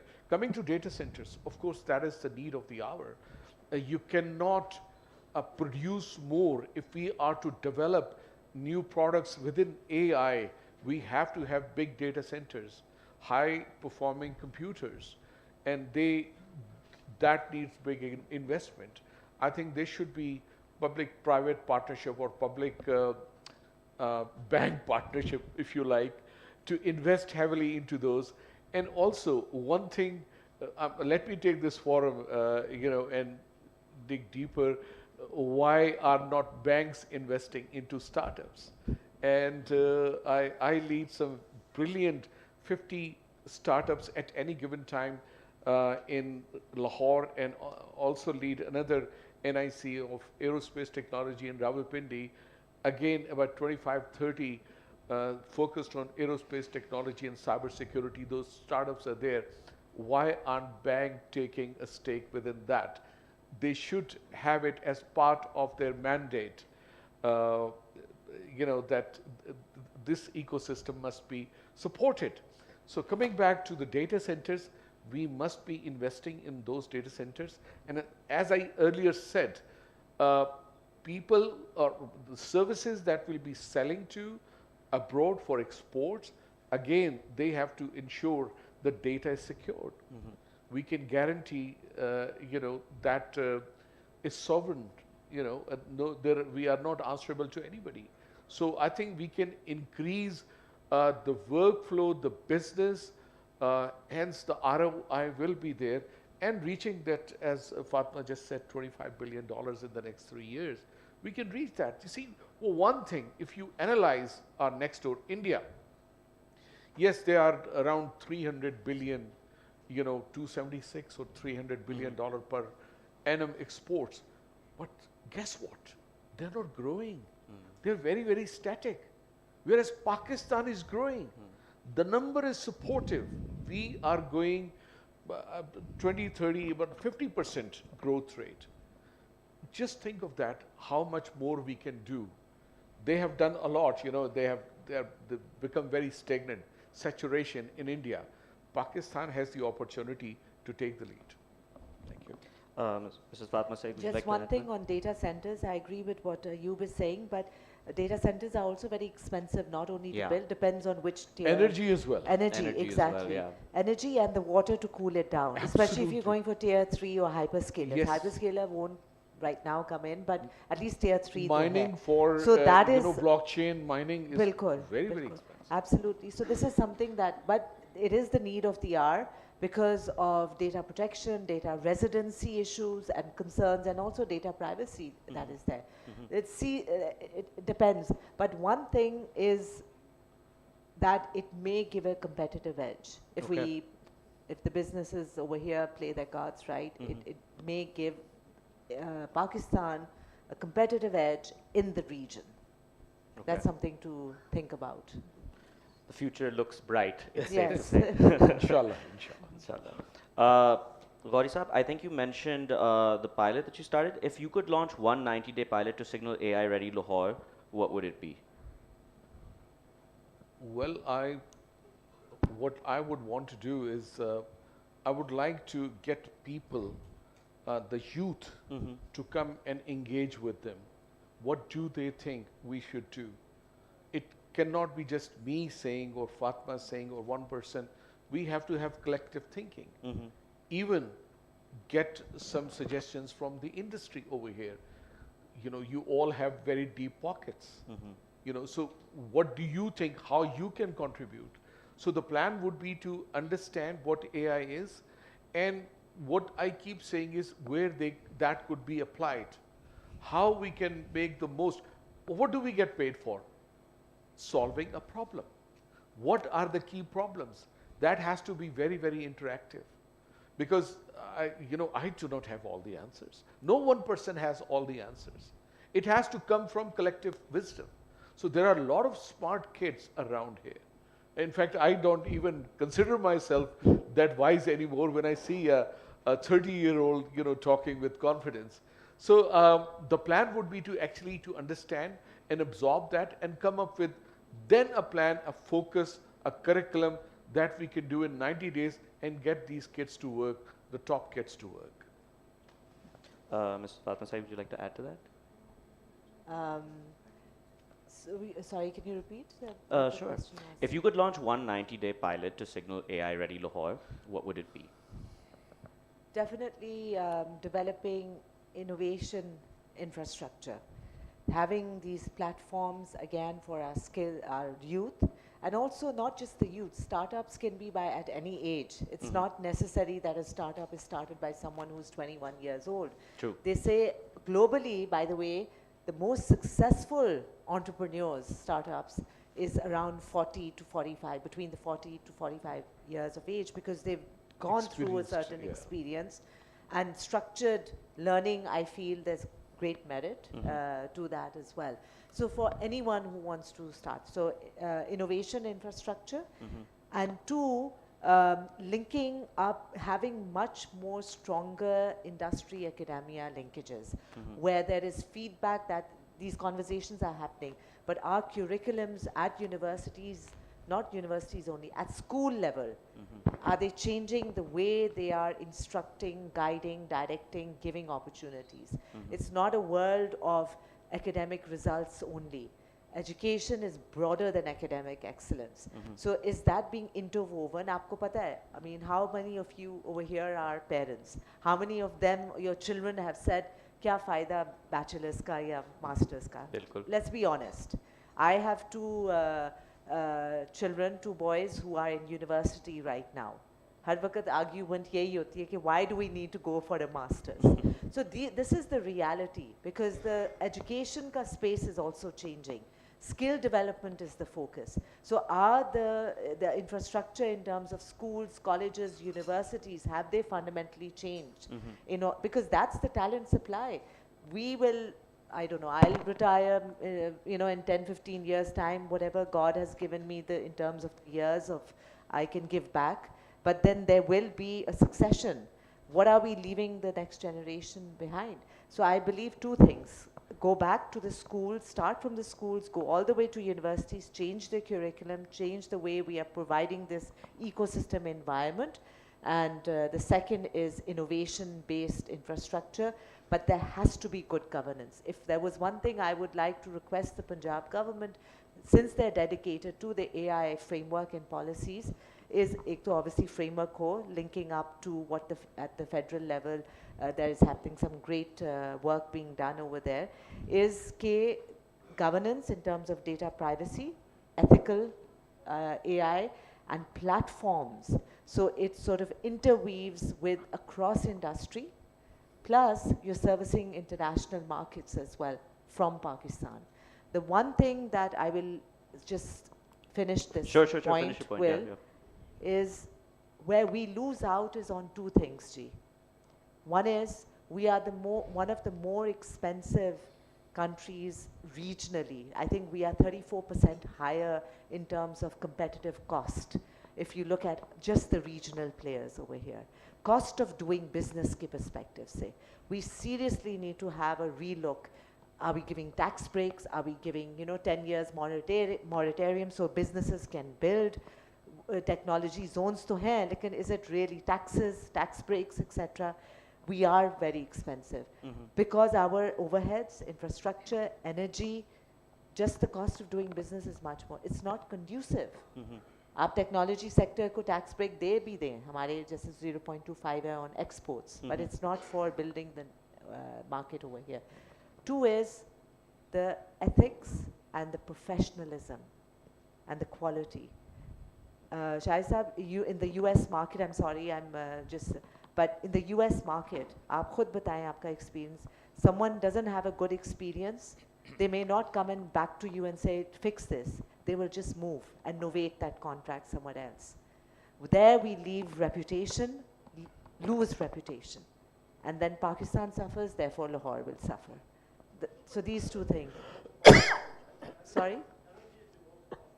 Energy is the most costly thing.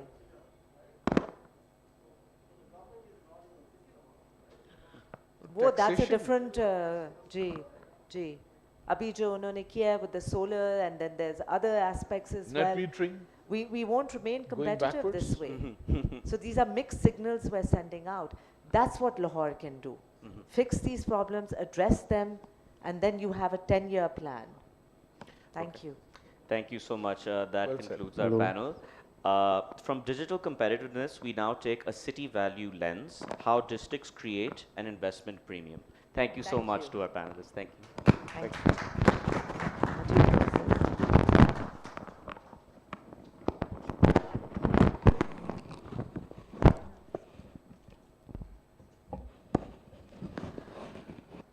Thank you to our AI panel for a candid discussion. Now we turn to commerce, where Lahore's economic energy is most visible. Proceeding to marketplace panel. The session looks at how demand is shifting, where the purchasing power is concentrating, and what market formats must evolve to remain competitive and scalable. The 2030 to 2035 marketplace, what Lahore will buy, and how markets must evolve. Moderating this session is Sayyid Ali Tabriz Bukhari, Chief Executive Officer, Stealth Labs, and founder of Lahore Policy and Research Center. Over the past year, he has led an extensive research program focused on Lahore's demand realities and future market structures. Joining him are the key market leaders, Mr. Muhammad Fayaz Bhatt, President Hafiz Center, representing one of Lahore's most prominent and high-density commercial ecosystems, and Mr. Tariq Rana, Chief Executive, Royal Tag, a well-known and well-reputed men's clothing brand having more than 55 outlets throughout Pakistan. So I have invited the moderator and the panelists to the stage, and this panel timings, discussion timings will be 15 minutes.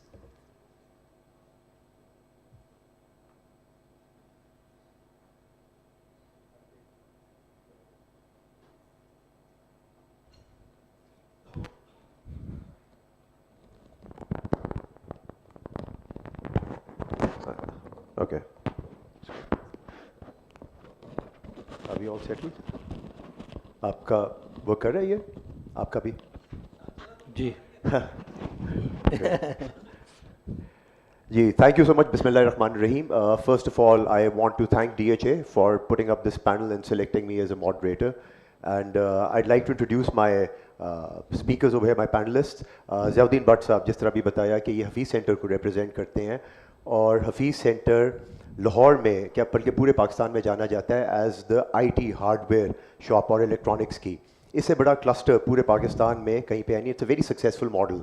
अगर आप लाहौर से हैं और आपने लाहौर को देखा होगा तो आपने देखा होगा कि लाहौर में लिटरली हर मार्केट रेप्लिकेट हुई है सिवाय कई क्लस्टर्स के, और हफीज़ सेंटर उनमें से एक क्लस्टर है जो कि आई बिलीव 1990s में शुरू हुआ था. 92 में शुरू हुआ था, और टू डेट हफीज़ सेंटर का कोई रेप्लिकेट नहीं है पूरे लाहौर में. तो और साथ में हमारे तारिक राना साहब. तारिक राना साहब is a very successful businessman. इनकी एक अपनी क्लोथिंग लाइन है. It's a very successful clothing line royal tag के नाम से, और इनके 55 से ज़्यादा आउटलेट्स हैं जो कि ऑपरेट करते हैं all across Pakistan. So he comes in with a great depth of experience. और ये royal lord chamber of commerce के भी साथ रहे हैं. And you were the president over there for some time period. नहीं, मैं बोर्ड मेंबर था. Board member. चेन स्टोर को मैं हेड करता हूँ. ग्रेट. तो हमने आज ये पैनल ही जमा इसलिए किया है कि हम बात करें कि लाहौर के अंदर मार्केट्स किस तरह चेंज कर रही हैं, कस्टमर्स और कंज्यूमर्स क्या देख रहे हैं और उनके क्या ट्रेंड्स हैं, और हम अगले 10 साल में इन चीज़ों को कैप्चर करके बात कर सकें कि फ्यूचर मार्केट्स कैसी होनी चाहिए, जो अब नया कस्टमर आ रहा है उसकी डिमांड क्या होनी चाहिए. कैश ऑन डिलीवरी ने मार्केट्स को बड़ा चेंज किया है. सो इससे पहले कि मैं अपने सवालात इनसे शुरू करूं, मैं थोड़ा सा आप लोगों को एक पर्सपेक्टिव देना चाहता हूं कि हम बात किस चीज़ के बारे में करेंगे. हम ये चीज़ को असर्टन करना चाहते हैं कि अगर हम हफीज़ सेंटर का एक की ग्रोथ चाहते हैं, एक नया वर्जन चाहते हैं, लेट्स जस्ट से समवेयर इन DHA और सम अदर प्लेस, क्योंकि अब पॉपुलेशन के बढ़ने से हुआ ये है कि लोगों का एक जगह से दूसरी जगह पे जाना लाहौर में वो टाइम कंज्यूमिंग हो गया है, और पॉपुलेशन अब देखती है कि हमारे घर के करीब चीज़ें हों जिससे कन्वीनियंस हो. तो अब जितनी भी रियल एस्टेट डेवलपमेंट हो रही हैं उसके अंदर this is kept at the core कि अच्छा हमने अपने इकोनॉमिक इंजन के अंदर क्या क्या चीज़ें डालनी हैं. So I will begin my panel discussion. आपके साथ भट्ट साहब शुरू करता हूँ मैं. तो सर मुझे आप सबसे पहले तो ये बताएं कि पिछले 5 से 10 साल में आपने क्या पैटर्न देख रहे हैं कस्टमर्स का बदलते हुए, कि हफीज़ सेंटर कस्टमर्स अब ज़्यादा आते हैं, कम आते हैं, क्योंकि टेक्नोलॉजी की चीज़ों को हम देखते हैं कि लोग आके उसको जब तक चेक नहीं करते वो नहीं लेते. बट उसी तरह हम देख रहे हैं कि कैश ऑन डिलीवरी का जो मॉडल है उसमें हर साल $1 से $2 बिलियन का इजाफा हो रहा है. Couple of billion dollars is a lot of money when it comes to Pakistan. तो इसके बारे में मुझे आप कुछ बताएं. मैं शुक्रिया जनाब. मैं सबसे पहले मशकूर हूँ ब्रिगेडियर नदीम साहब का और कर्नल शफकत साहब का, जिन्होंने ये अपने पुरवकार इस तकरीब में मुझे मदऊ किया. मेरा पिछले 20 साल से ये बिज़नेस में ताजर कम्युनिटी के साथ मजबूत तल्लक रहा है. तो मैं 5 इलेक्शन 3-3 साल के जीता, विन किया अल्हम्दुलिल्लाह, और मैं अच्छा नबाज हूँ बिज़नेस पे ना. तो मैं ये समझता हूँ कि हफीज़ सेंटर को ना इस वक्त जो ना सिर्फ लाहौर में बल्कि पूरी दुनिया में मैं समझता हूँ, क्योंकि हमें पता चलता है कि ये एक अहम मार्केट है. किसी एक छत के नीचे IT की 1000 दुकानें कहीं नहीं है. ठीक है, एशिया में कहते हैं. तो लेकिन इस वक्त जो मैं समझता हूँ जो मसले मसाइल जो दरपेश है ना, हमें बहुत ज़्यादा जो अहम तरीन मसला वो पार्किंग का है. पार्किंग कहीं नहीं मिलती, लोग परेशान होती हैं. एक वक्त था कि फैमिलीज आती थी, बीबियाँ आती थी, बहनें आती थी. तो अब इतना वहाँ पे रश हो चुका है. तो मैं समझता हूँ ये DHA जो एक ये इसने कदम उठाया है, तो ये एक बहुत अच्छा कदम होगा. मुझे अक्सर जो है ना पे बड़ी मार्केट होती हैं, ये अमाना माल वालों ने मुझे बुलाया, उन्होंने मुझसे पूछा, मैंने उनको पार्टीज दी. तो अल्हम्दुलिल्लाह वहाँ पे अच्छा काम हो रहा है. पैकेजेस में जो काम हुआ है, सबसे बड़े जो मोबाइल के स्टोर है, ये मुझे एजाज़ है कि सबसे पहले मैंने उनको पार्टीज दी. इवन ये डॉलमन में जो आपका ये इस वक्त वो आईफोन का जो बड़ा है अल्हम्दुलिल्लाह, वो इत्तफाक से 2 हैं बड़े, एक में मेरा बेटा भी है. तो ये मैं समझता हूँ कि जो अब बड़ी फैमिलीज जो निकल रहे हैं, लोगों को ये आने जाने में परेशानी होती हैं. इस तरह के अगर मॉल्स बन रहे हैं तो मैं समझता हूँ कि मैं कुछ ना कुछ आपकी भी मदद कर सकता हूँ. और ये बहुत अच्छा काम कर रहे हैं आप कि लोगों को जो ना आसानी हो जाएगी. इसमें मेरी जिधर भी ज़रूरत पड़ेगी मैं हर वक्त हाजिर हूँ. मैं जब आया था, मैं ये मॉल देखा मैंने, तो मैं समझा कि यार ये सारे ही बड़े पढ़े लिखे और बड़े और मालदार लोग हैं, इनमें मेरा क्या काम. लेकिन फिर मैंने सोचा कि यार जो कोई भी बहुत बड़ी मशीन भी बनती है ना, तो उन्होंने एक जड़ा ना सॉकेट की एक सुच की भी जरूरत. बिल्कुल ठीक कह रहे हैं. ये मशीनां तो बना लेंगे, बिल्डिंगां बना लेंगे, इदारे बन जाते ने, लेकिन क्राउड लियान लई कम अज कम एक मजदूर की, एक स्किल्ड लेबर की, एक करन वाले की, एक दुकान बसन बसान वाले की जरूरत होती है. शायद अल्लाह ने मेरा नाम वहीं पे लिखा हुआ है. Thank you so much. Very nice of you. तो मैं हर वक्त हाजिर हूं. मुझे फख्र है अपने इदारों पर, और मैं ये देख के मैं यकीन माने, मैं कोई ये नहीं कहता ना ताड़े को कुछ लेना ना देना, ना गरज किसी से ना वास्ता.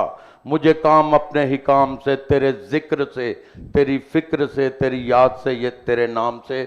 लेकिन मैं ये कहूँगा कि मैं खुश होता हूँ, मैं 60 साल उम्र मेरी हो गई है, कि मैनू जड़ा ना प्राउड होंदा कि यार मेरे मुल्क का निज़ाम जड़ा ना अल्हम्दुलिल्लाह मजबूत हत्थां दे विच है।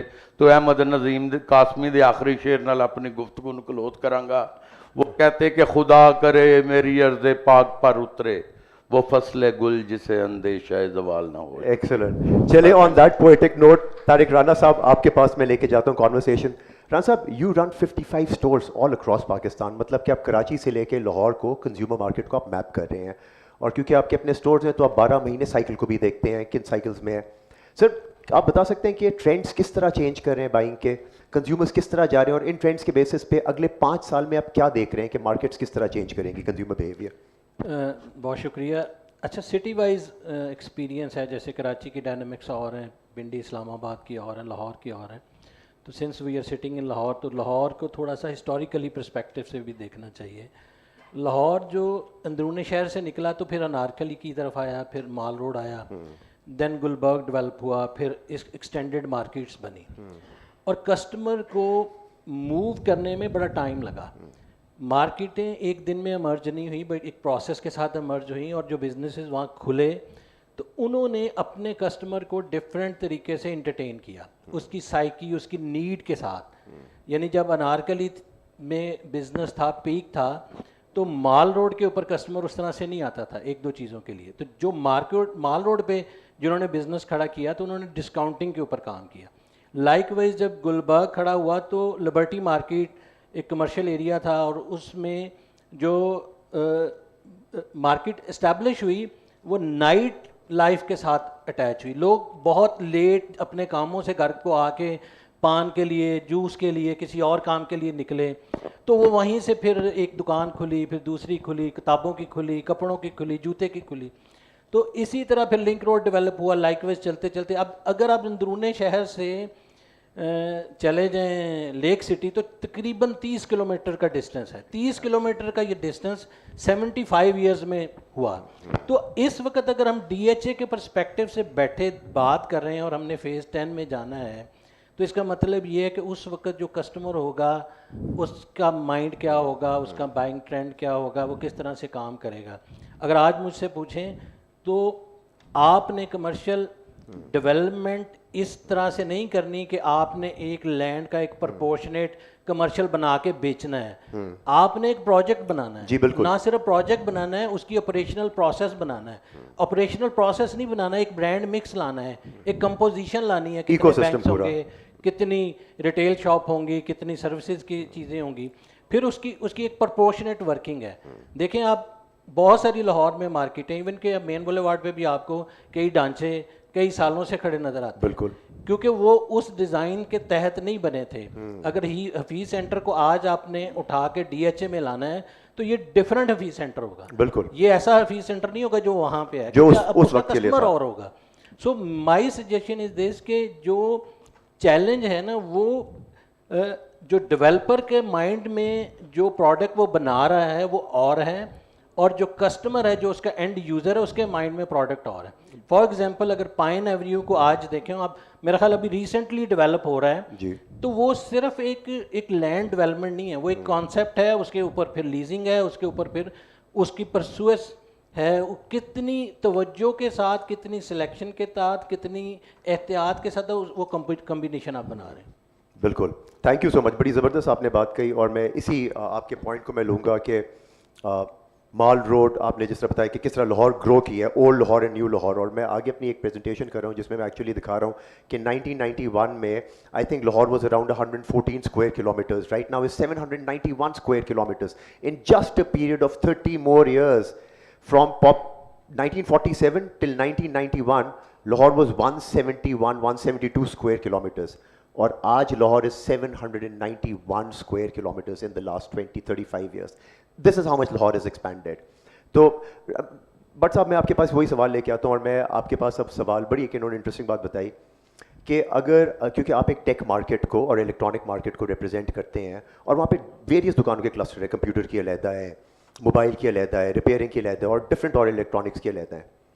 फ्यूचर में अगर हमने ऐसी ही मार्केट बनानी हो इलेक्ट्रॉनिक्स की, कि अब कितने ऐसे कस्टमर्स होंगे जो कि नहीं आते डिफेंस से, गुलबर्ग से या दूसरे इलाकों से, क्योंकि अब आबादी बहुत बढ़ गई है, जिससे उन्होंने बिल्कुल बात कही, 30 किलोमीटर का फ़र्क हो गया, लाहौर इतना एक्सपैंड कर गया है। तो ये मार्केटिंग क्यों नहीं रेप्लिकेट हो रही है? आप लोगों को जब एक डिमांड नज़र आ रही है और ये मार्केट आपकी कैश ऑन डिलीवरी के मॉडल पे जा रही है, मतलब कि आपका अपना रेवेन्यू वॉक इन कस्टमर सफ़र कर रहा है, तो इस सारे एक कनंड्रम को आप किस तरह देखते हैं? देखिए जी, ये फीस सेंटर के सराउंडिंग में मुख्तलिफ प्लाजे नए बने हैं, हमारे 2, 3, 4 तो बिल्कुल साथ साथ ही हैं।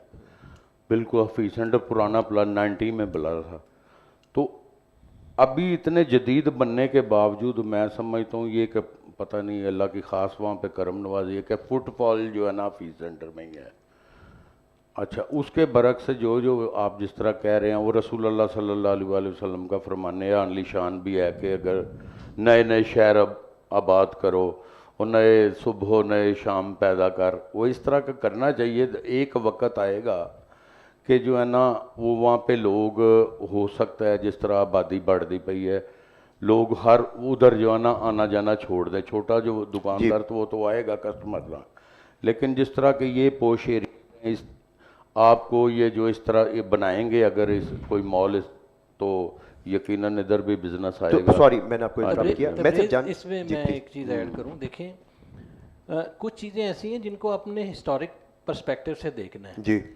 2000 से पहले मार्केटें इस तरह से नहीं बनती थी। बिल्कुल। अगर आप फिरोजपुर रोड पे देखें तो टाइलों वाले सारे, मार्बल वाले सारे, बीडन रोड पे चले जाएं तो वो स्पेसिफिकली ट्रेड स्पेसिफिक जोन से जो कि ट्रेडिशनली एस्टैब्लिश हुए, वो वहाँ पे एक क्लस्टर बन जाता था, लोग आते थे और वो मार्केटें उन्होंने अपनी पोजीशन बना ली है। अब जब आपने इनको बाहर निकालना है और लेके आगे जाना है तो आपको बहुत मॉडर्न लाइन के ऊपर इसके ऊपर सोचना है। जैसे ये फरमा रहे, मेरा भी चूँकि 20 साल 22 साल से मैंने अपना 92 में जो रिटेल शुरू की तो लिबर्टी से शुरू की, और still I have property over there और मैं उसकी एसोसिएशन में इन्वॉल्व रहा। तो उस वक्त लिबर्टी को हम सोचते थे कि लिबर्टी ही किंग है और ये सारी ज़िंदगी किंग रहनी है। आज मैं आपको ये बताऊं कि लिबर्टी में 550 स्क्वायर फीट के ऊपर रेंटल पे प्रॉपर्टी चल रही है, लेकिन MM आलम रोड के ऊपर 1000 रुपये स्क्वायर फीट पे जगह नहीं मिलती। तो डायनेमिक्स वहाँ भी चेंज हो गई हैं। वहाँ पे भी सिचुएशन है। पिछले दिनों लिबर्टी की एसोसिएशन ने वो सारा क्लियर करवाया। दे कॉल्ड मी, उन्होंने कहा जी आप ब्रांड यहाँ लेके आएँ। मैंने ब्रांड्स के साथ बात की, उन्होंने कहा हम इस सिचुएशन में जाने नहीं चाहते। हमारा जो कस्टमर है उसको पार्किंग चाहिए, उसको फ्री एक्सेस चाहिए, मूवेबिलिटी चाहिए। लिबर्टी में जब आप एंटर हो जाते हैं तो आपको उससे निकलने के लिए 40 मिनट चाहिए, तो शायद उसने शॉपिंग सिर्फ 12 मिनट में करनी हो। तो लॉट ऑफ थिंग्स जो कि चेंज हो चुकी हैं। तो ये नहीं है कि जो इनका क्लस्टर है वो कहीं और मूव नहीं कर सकता, बिल्कुल। लेकिन जो डेवलपर है ना उसका ऑब्जेक्टिव बड़ा डिफरेंट है। उसने एक स्ट्रिप बनाया है कमर्शियली, अब उसने वो बेचना है, वो बेच के निकल गया है। अब वो तो ये सोच ही नहीं रहा कि मैंने क्या करना है। देखें, फैसल नदीम साहब बैठे हुए हैं, इन्होंने कराची से आके यहाँ पे डॉलमन का प्रोजेक्ट किया है, तो इनका सबसे बड़ा फोकस क्या था? लीजिंग। जब लीजिंग करने निकले तो इन्होंने हमें जब बुलाया तो इन्होंने हमें क्या बेचा? इन्होंने कहा हम आपको डिफरेंट एनवायरनमेंट देंगे, डिफरेंट चीज़ें देंगे। हमने कहा आप कस्टमर किधर से लाएंगे? DHA का तो कस्टमर यहाँ बाइंग ही नहीं करता। जिसके पास पैसा है पाकिस्तान में और पासपोर्ट है वो यहाँ से बाइंग ही नहीं करता, तो वो कस्टमर किधर से आएगा? और आप इतना हाई रेंटल चार्ज कर रहे हैं क्योंकि आपकी कंस्ट्रक्शन कॉस्ट ज़्यादा है और आप कंप्लाइंसेस के साथ प्रोजेक्ट कर रहे हैं। तो इन्होंने उस बिज़नेस को प्लान किया, उसकी एक स्ट्रेटजी थी, कब क्या होगा, कहाँ से आएगा, कैसे आएगा। और फिर उसके बाद लोग आए, लोगों ने उस सारी प्रोसेस को उससे गुजरे, वो डेवलप हुआ। अब आप ये देखें कि मेरा ख्याल सबसे शॉर्टेस्ट टाइम में एक सक्सेस डॉलमन दे देगा। वो ऑलरेडी पैकेजेस को, पेंटास्केयर को, गोल्ड क्रेस को, फोटोस्केयर को, इन सब को डेंट डाल चुका है। किसी का -24 फुटफॉल है, किसी का -15 फुटफॉल है। कन्वर्जन वहाँ पे डिक्रीज हो चुकी है। वो जो प्रोजेक्ट थे वो सेकंड कैटेगरी में चले गए। सो आगे जो लीजिंग वो मैटर करती है, आगे मैनेजमेंट मैटर करती है, आपका मिक्स मैटर करता है। तो ये इस तरह से नहीं है कि आप फी सेंटर को उठा के वहाँ ले आएंगे या कोई और चीज़। Yes, there is certain gap. जैसे आपके पास DHA में इनकी कैटेगरी में या इलेक्ट्रॉनिक्स की कैटेगरी में एक अच्छा कंपोजिशन नहीं है, बट वो इस तरह से नहीं होगा कि आप जाएं और जाके किसी ग्रे मार्केट वाले को उठा के ले आएं। बिल्कुल। You need to bring certain people जो कि उस कस्टमर की डिमांड को फुलफिल करें। एब्सोल्युटली। और लीजिंग में एक और चीज़ भी है, आई वुड रिक्वेस्ट, यहाँ पे डेवलपर भी बैठे हैं, कि आप प्रपोजिशन को गौर करें कि अगर आपको 1000 कमर्शियल यूनिट चाहिए और आप 5000 बना देंगे तो 2000 तो खाली रहेगा, और अगर उससे डबल खाली है तो इंप्रेशन कैसे आएगा? आपको उस टेनेंट को रिटेन करने में बड़ा टाइम लगेगा। मैं यहाँ पे एक एग्जांपल दूंगा। आज से 10 साल पहले गौर जा साहब ने हमें बुलाया 40 ब्रांड को, उन्होंने कहा जी मैं आपको इंस्टॉलमेंट पे प्रॉपर्टी देता हूँ, लेकिन मेरी शर्त ये है कि आप 1 साल के अंदर अंदर इस प्रॉपर्टी को डेवलप करें जो आज उन्होंने डेवलप किया है। तो हमने एनालिसिस किया और हमने कहा कि जितनी पॉपुलेशन है ये 10 साल के बाद पहली दुकान खुल सकती है, और उस 10 साल की कॉस्ट उससे ज़्यादा थी जितनी डिस्काउंट वो हमें ऑफर कर रहे थे।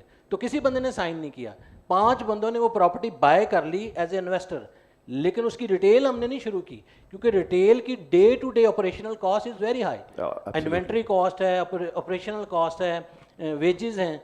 सो यू नीड टू अंडरस्टैंड कि मैंने क्या लाना है, कब लाना है, कैसे लाना है, किस कंपोजिशन में लाना है। Great. तो ये एक बहुत ज़बरदस्त मैकेनिज़्म है जो मेरी ब्रिगेडियर काशा साहब से भी 1-2 मुलाकातें हुई।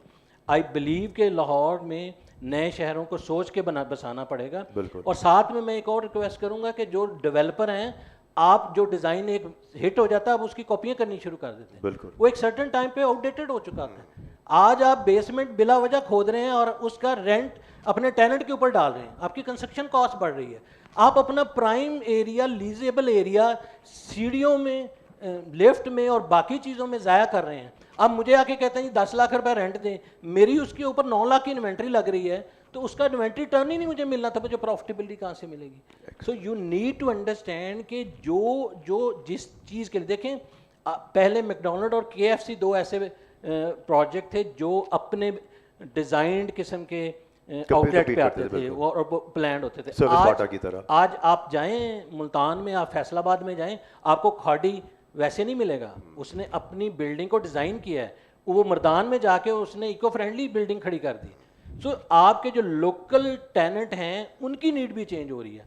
आप एक स्टीरियोटाइप डिज़ाइन उसको दे देंगे तो नतीजा क्या निकलेगा? तो जो आपके इर्द गिर्द DHA समेत जो प्रॉपर्टीज़ डेवलप हो रही हैं, लैंडस्केप बन रही है, उनको ये देखना है कि अगर हमने कमर्शियल लोगों को लाना है तो हमने किस तरह से लाना। ग्रेट। सो मैं अब इस पैनल डिस्कशन को क्लोज करता हूँ और मैं इसके की टेकअवेज आपके साथ डिस्कस करता हूँ, because the most important thing is in understanding के हमारे टेकअवेज क्या है।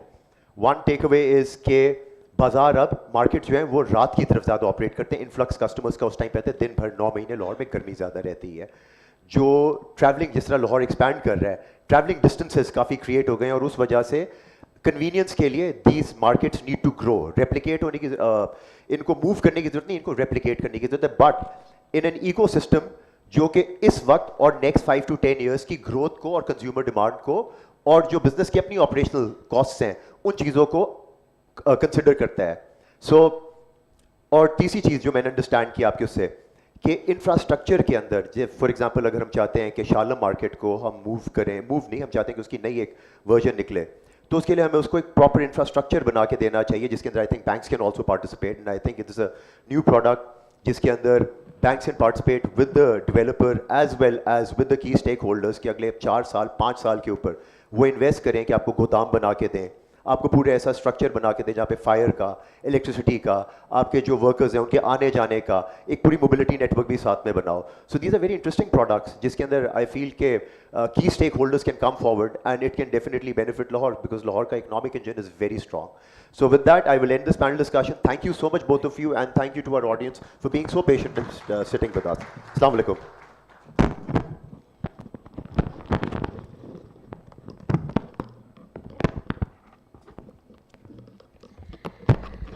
Thanks to our eminent panelists and moderators for such power-packed discussions on today's specialized DHA Business Forum to share insights, innovations, and future strategies. Now, continuing the sequence, here's a special address titled From Distance to Confidence, Why Diaspora Capital Follows Trust. We now welcome Mr. Shahid Ahmed Khan. Mr. Khan brings an international perspective shaped by decades of engagement with the overseas Pakistani network and institutional advisory work in the United States. Sir, thank you for joining us. The stage is yours.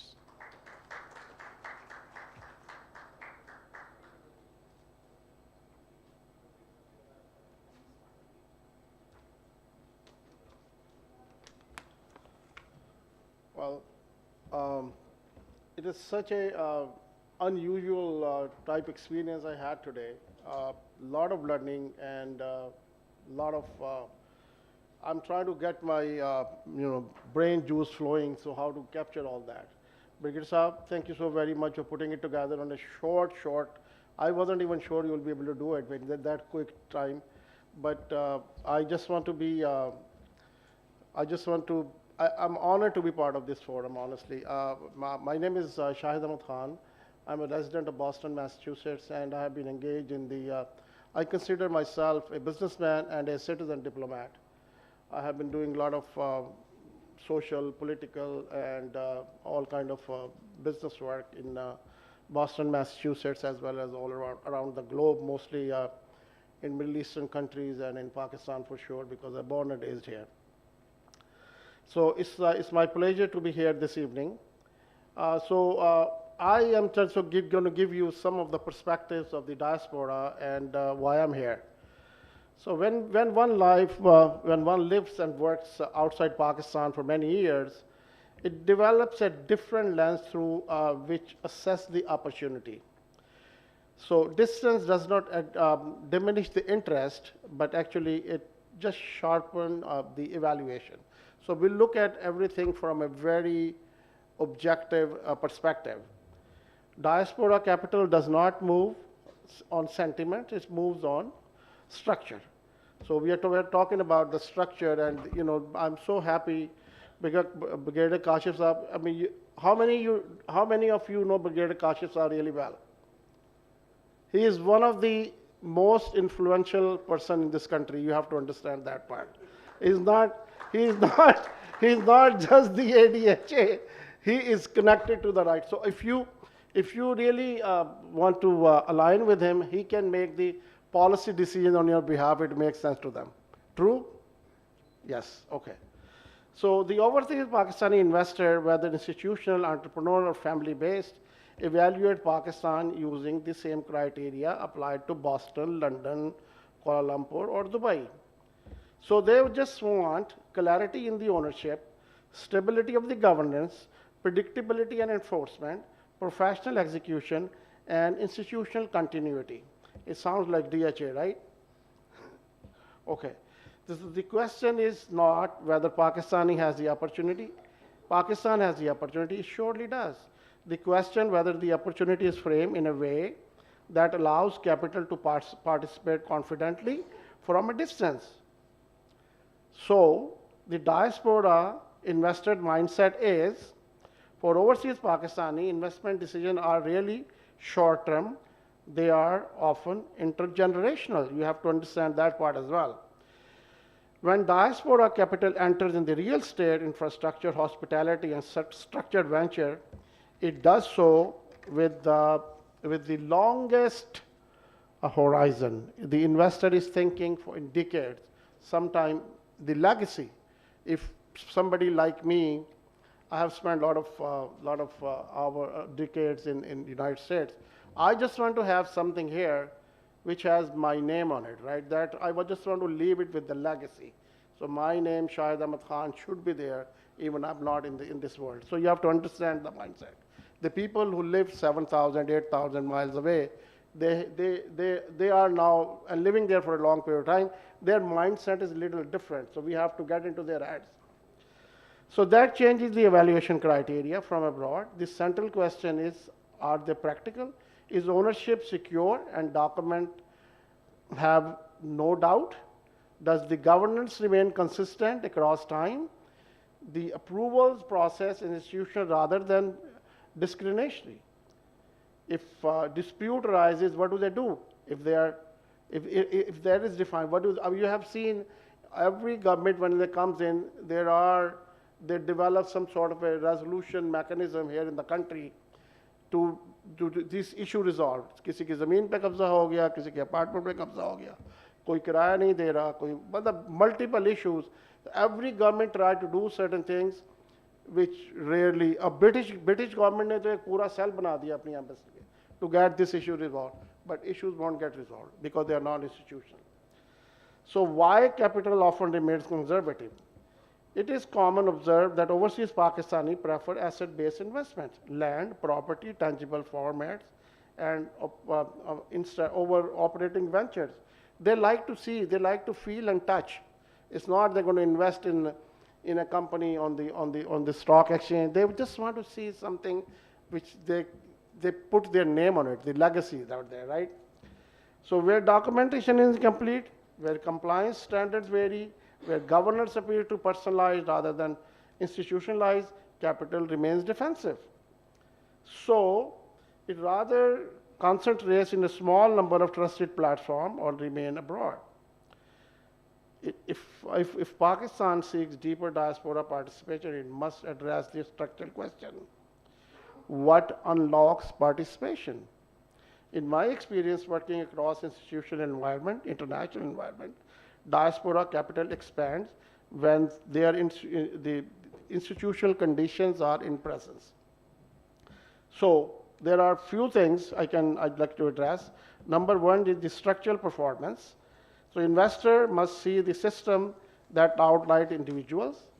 That means clear legal architecture, transparent documentation, registered and digitalized document. We have been talking about, Ayub Wari was talking about it, and that's the most important part actually. Defined roles and authorities, continuity across administrative transitions. When ownership is institutionalized rather than personality driven, confidence increase. So the governance disciplines. So capital evaluate governance quality of seriously as projected return. That includes defined processes, transparent escalation channels, written commitments, timelines that honor, and financial clarity. Professional capital is not attracted by incentive alone. It's attracted by the reliability. So operational professionalism, even well-structured investment fail without disciplined execution. Professional management reporting system, maintenance standards, and service delivery framework matter deeply to diaspora investors. International capital expects structural communication, not informal updates. When government and operation align, the participation expands. The role of joint ventures, okay, it's another thing. Joint venture deserve particular attention in this conversation. Successful joint venture function as institutional bridges. They combine local market insight with international discipline. From a global perspective, successful partnership requires alignment of long-term objectives, clearly defined capital structures, transparent revenue sharing models, independent government oversight, performance reporting standards, defined exit mechanism. आप ये देखिए, the countries like in our neighborhood in Dubai, it takes only probably, Ramzan Sahab, correct me if I'm wrong, it takes about 48 hours to in and out. If you want to bring in the capital, you want to exit the capital. यहाँ पर आप देख लें, I have been talking to everybody in this country, but you can imagine that we have to facilitate that. अगर कोई apartment यहाँ खरीदता है, कल को वो बेचना चाहता है, how they're going to take their money out? And what is the procedure? I mean, they're going to stuck here buying the dollars from the local market. So where these elements are present, international partners remain engaged for long term. Where they are unclear, capital retreats. It is that simple. So we have to understand the diaspora is a strategic capital. It's not just the investment in the real estate. Diaspora is, Pakistani diaspora is future of this country, honest to God. They bring a lot of expertise, market access, professional expertise, international standard, governance expectation, and the linkages. When properly integrated, diaspora participation strengthens institutional quality rather than simply increasing liquidity. However, integration requires readiness. It requires systems that can withstand scrutiny. It requires platforms that are confident enough to say no when standards are not met, and consistent enough to say yes when they are. The opportunity ahead is Lahore is positioned as a decisive point. Demand is rising, urban density is increasing, commercial formats are evolving, institutional capital is becoming more selective.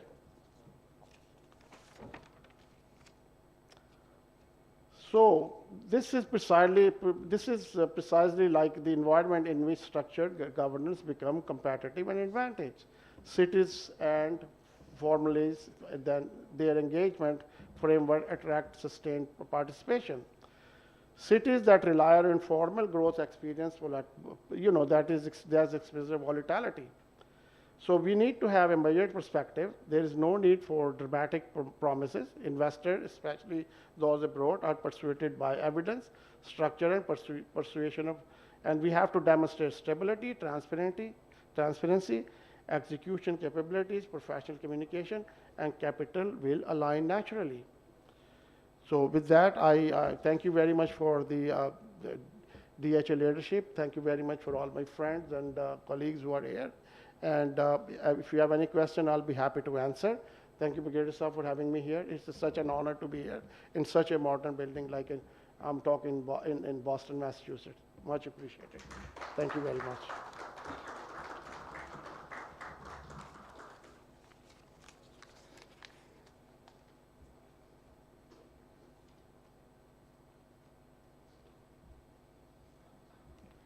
Thank you, Mr. Khan, for sharing the informative details. Now we proceed for the understanding Lahore's demand map 2026 to 2035. This presentation synthesizes citywide demand signals into investable lanes, setting up the deal shelf segment. Please welcome Syed Ali Tabriz Bukhari, Chief Executive Officer of Stealth Labs and founder of the Lahore Policy and Research Center with 27 years of leadership and strategy experience across sectors. Sir, the stage is yours.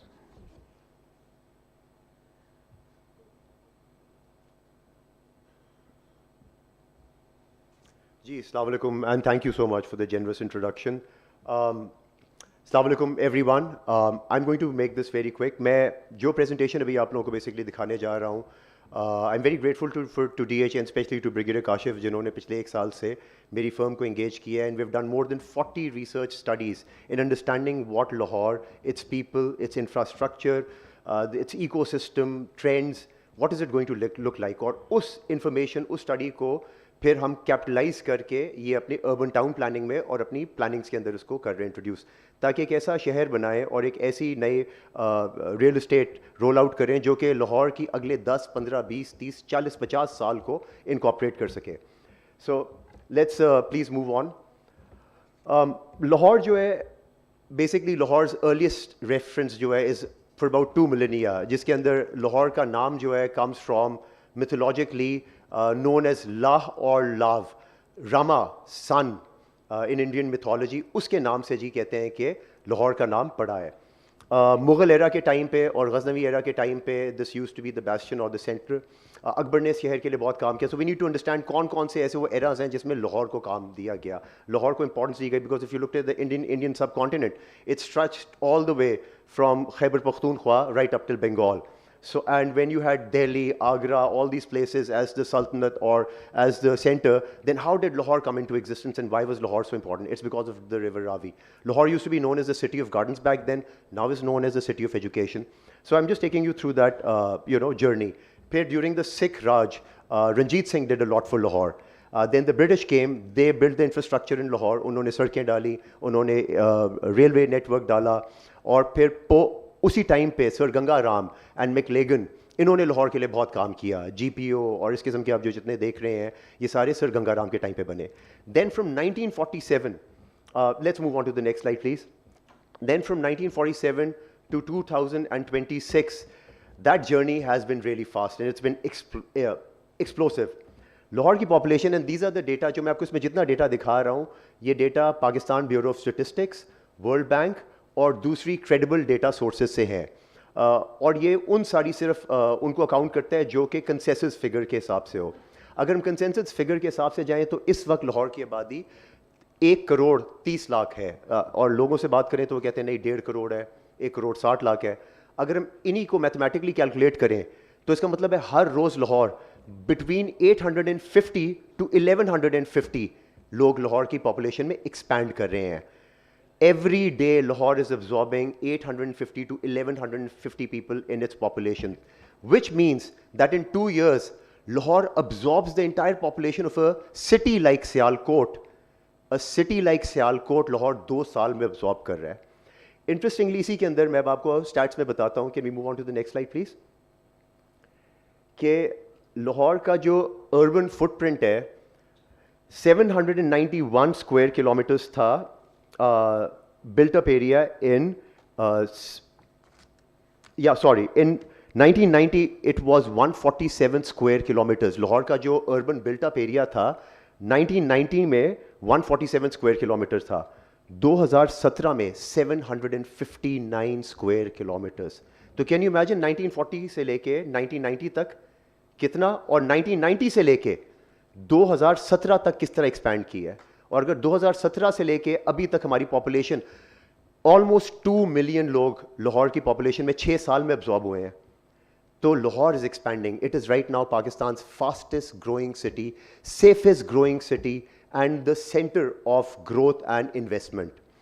Lahore is also known as the, you can move on to the next slide, as the centre, जिस तरह भी थोड़ी देर पहले अयूब गौरी साहब और miss Fatima ने बताया था कि IT सर्विसेज को लाहौर लीड करता है.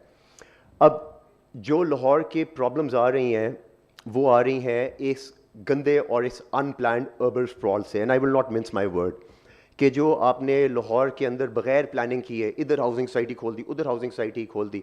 लाहौर 65% अपना ट्री शेड लूज़ कर चुका है. हम लोगों को शायद इस चीज़ के बारे में नहीं पता कि पिछले 20 साल में 65% दरख्त जो कि शहर के अंदर ऑक्सीजन सप्लाई करते हैं और इस शहर को कूल डाउन करते हैं वो काट दिए गए हैं.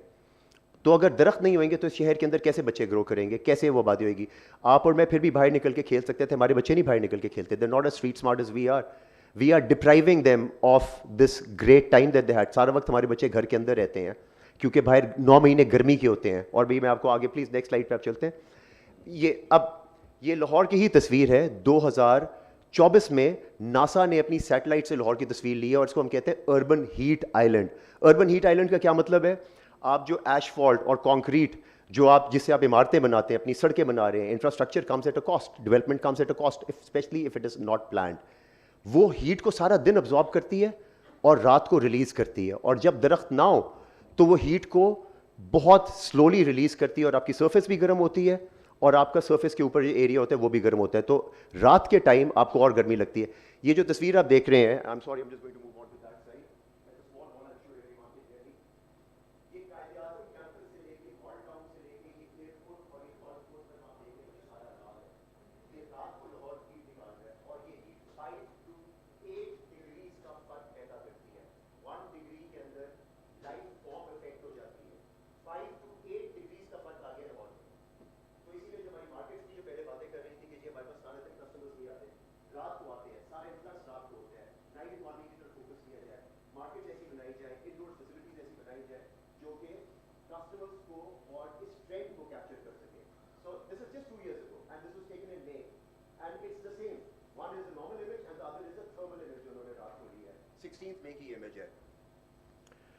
So let's please move on to the next slide.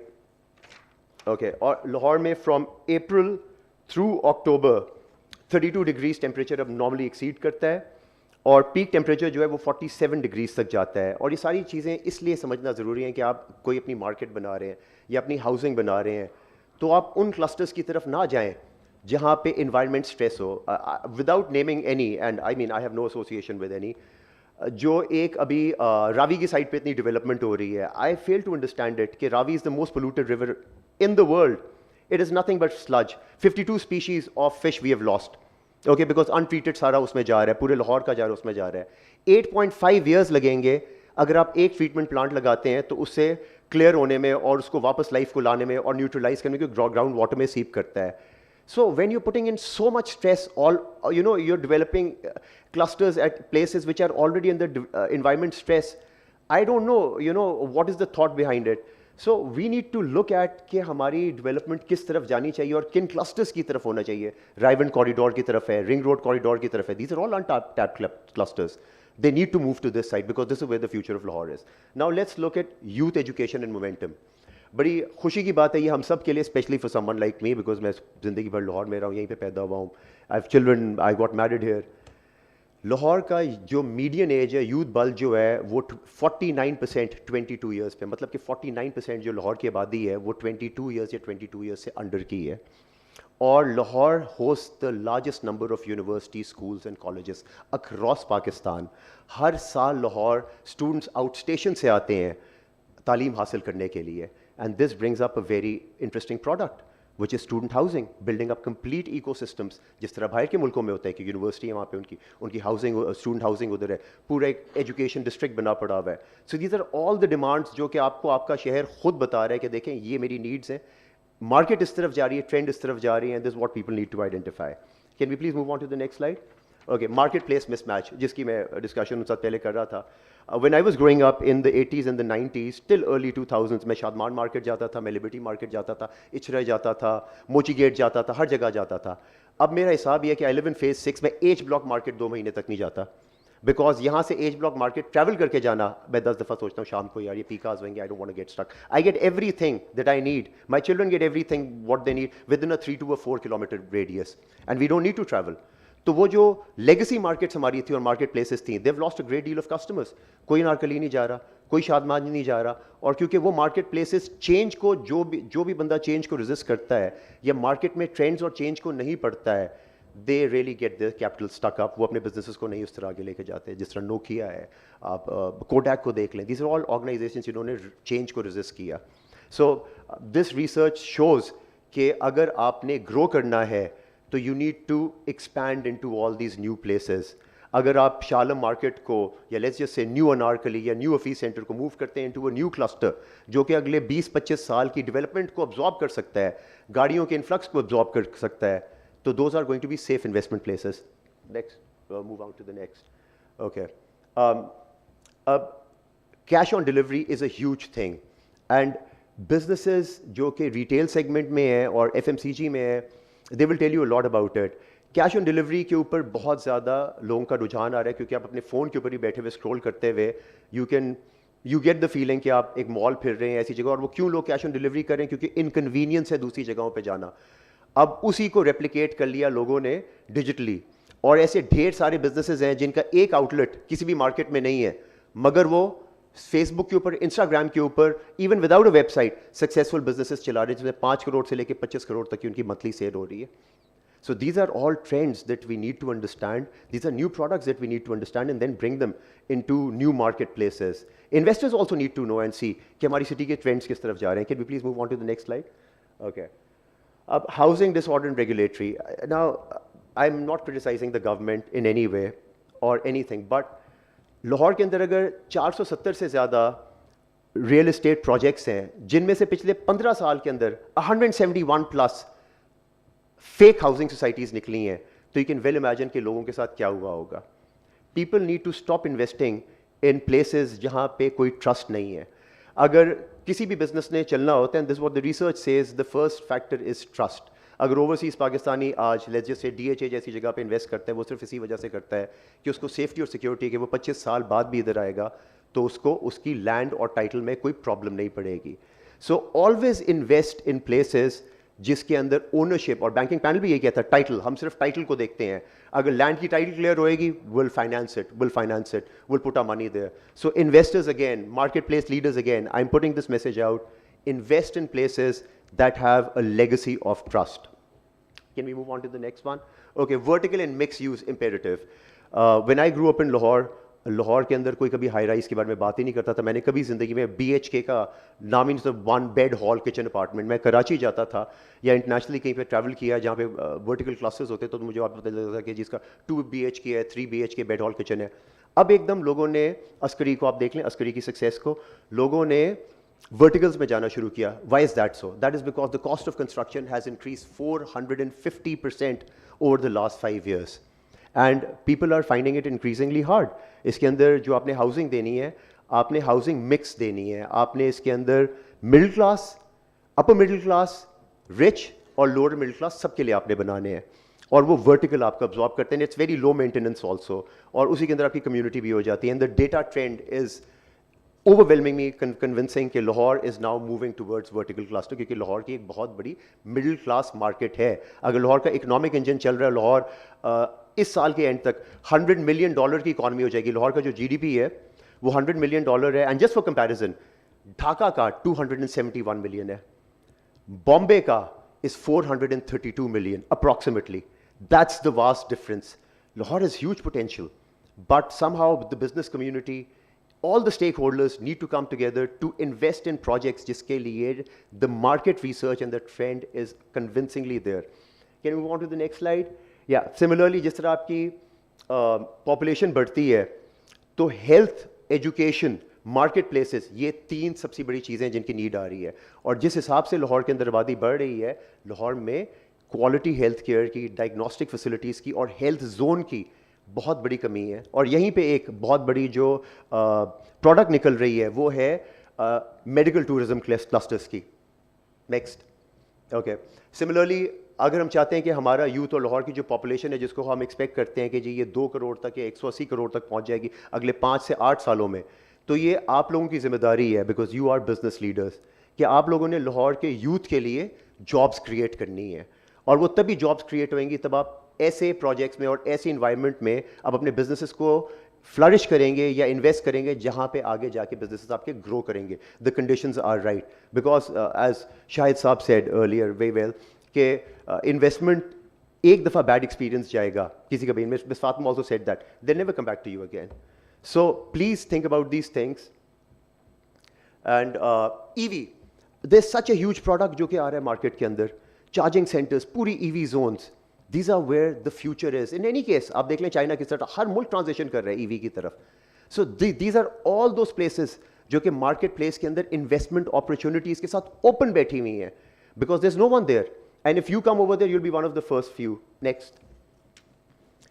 And these are the 7 different structural demand opportunities जो कि हमने अपनी research से identify की हैं. The 40+ research that DHA के लिए जो हमने की हैं, और screamingly इसके अंदर convincingly we have that data. If you want to come see it anytime, we can present that data.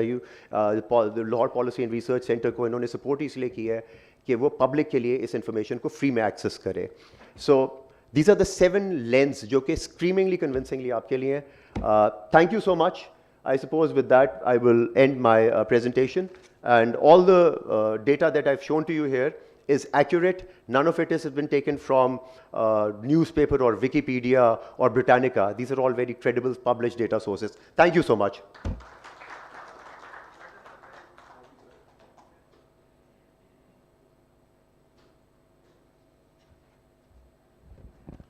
Thank you, Tabriz, for a wonderful presentation of facts and calculations about Lahore.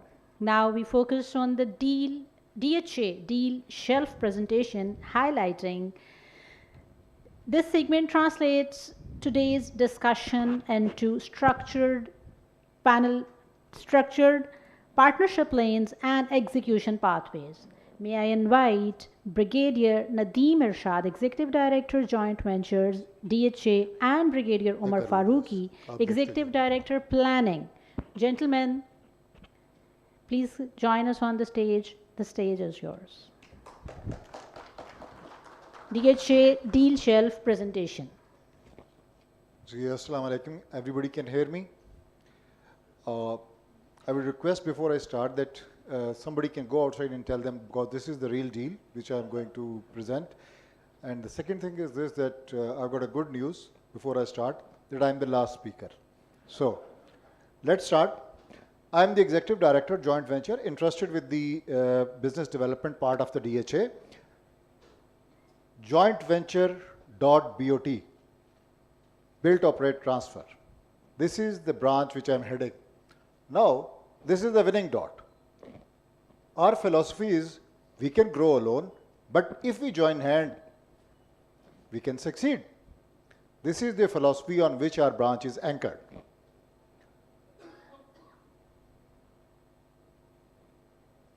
Next. Go back. Now, as of now, we have got 52 different JV projects, and these are not only, these are those projects out of which many have been completed, 39 have been commissioned, and 17, of course, they are in the process of being commissioned, and there are many coming online in different stages where agreements are being concluded and MOUs are being signed. Now, all of you must be having the question that how we model a project. Now, this is the basic philosophy to do that is together we build value. It's the value addition. But how we do it? We do it by these 5 methods. Every project has to be in 2 modes. Either it has to be a joint venture mode or it has to be a build, operate, transfer mode. Build, operate, transfer modes are mostly limited to lifestyle projects or those schools project about which we have a purpose-built building and thereafter return of investment is calculated. I will come to that later. But prior to that, the first thing is you can join us, and out of the yield which comes out, we can share the inventory as per the investment, or we can share the gross revenue, or we can go for concession agreement, rents, or license agreement. This is mostly limited to the build, operate, transfer model. Or we can go for a hybrid model, or we can agree to have a management arrangement. So we got flexible. We have a lot of flexibility in which we can get into the business and then deliver. The premium opportunities which have been explained by the speaker prior to me coming on the stage is based on if we have land, we have capital, and we have expertise. So this leads to one successful project. These successful projects are anchored on hospitality. We've got a lot of space for that. Golf course center development. We've got a specific space on which a golf course, something clone of a Raya or rather better than that can be developed. Healthcare and medical tourism as highlighted. International educational brands. As it is said that Lahore is a city of universities, there's a lot of space in DHA. In the international universities, they can be absorbed. Technology hubs, theme parks. There is no theme park in complete Pakistan. We've got a dedicated space for theme park and we are looking for somebody. We are already engaged with 2 partners, but we are looking for other partners who can come and build a theme park with us for the entertainment of Lahore and people beyond Lahore. Fashion hubs, corporate offices. There is a lot of shortage of corporate offices in DHA and all over the Lahore. Lifestyle hub. Beside that, another aspect which was highlighted by Mr. Kamran Lashari, that public transport thing, movement and mobility. Tremendous space exists. There is no public transport available in DHA. Anybody wants to join us? We are available. Banking square, Sunday Bazaar. Well, there is no Sunday Bazaar. We are now planning to have a Sunday Bazaar for all the residents who are living here. People have to buy certain groceries or vegetables or whatever they have to get out of DHA and do it. Showrooms, events complexes, sports and entertainment, very important for the kids, student housing and food walks. These are the premier opportunities which offer high value investment potential and brand differentiation. How this is done? It's done in 3 stages: pre-contract, pre-concept, pre-contract and post-contract. First of all, there are a number of ways which I'm going to tell you that you can come and get in touch with us. Submission of letter of intent. We've got a structured format in which, as our secretary highlighted, we are a structured 100% tax compliant organization. There are certain documents which are required.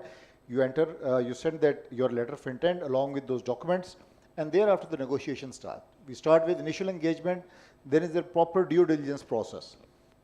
Planning, negotiation, and thereafter the in-house approval, and then we go for, once it is done, the agreement is signed. First of all, the MOU is signed, and then the agreement is signed, JV agreement. Thereafter, we do it through SPV formation. Any project undertaken by DHA is done through either SPV or AOP. There is no project which can be undertaken without these structured organizations. And how it is undertaken? It is done through, for the purpose of transparency, it is done through escrow account, on which the JV partner and myself, we both are signatory. Design and construction, sales and marketing, and it is of course controlled through audit and monitoring, internal as well as external audit. Now, if our interests are aligned, we are transparent, structures and sustainable, looking for sustainable returns, how do we get to that?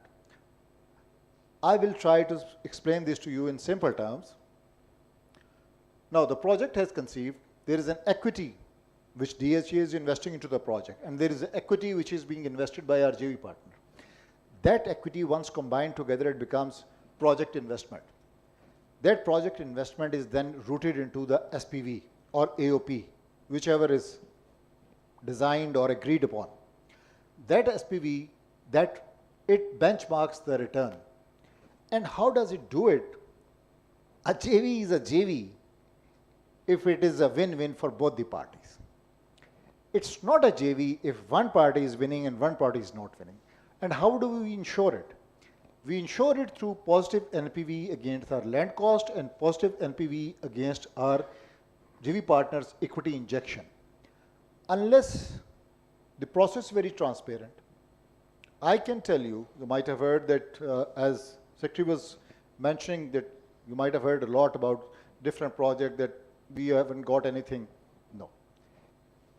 The amount of profit may vary, but the NPV coming out of the project for both the JV partners, DHA as well as our JV partner, is positive in all the projects. We cannot force anybody to sign it, people know it, and it is through a third-party vetting. The project is structured in such a manner that the Big Four, mostly they vet the project and they ensure it that it is doable for both the parties. And thereafter, of course, the project is delivered. Thank you.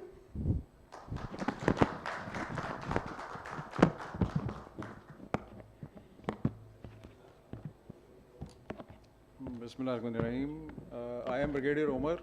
I am Executive Director Planning. As my predecessor, Nadeem has already announced that he is the last speaker, so I am just closing this talk and we'll just move to the video. I'll just take you to a virtual trip of all the opportunities which is there in DHA, just to show, just a glimpse, around 5 to 6 minutes. Please have a look. Thank you. Welcome to the DHA Lahore Investment Portfolio. As Lahore's premier real estate developer, DHA offers tangible, high-yield opportunities backed by world-class infrastructure and a premium customer base. Our portfolio is strategically diversified. From the upcoming self-sustaining Phase 10 megacity to affordable, high-potential plots in Phases 6, 7, 8, Phase 9 prison, Phase 11 and 12, and income-generating commercial areas across established phases. We also present exclusive enclaves for overseas Pakistanis and modern mixed-use vertical developments. Backed by transparent systems and guaranteed land titles, DHA provides a secure path for capital preservation and long-term growth.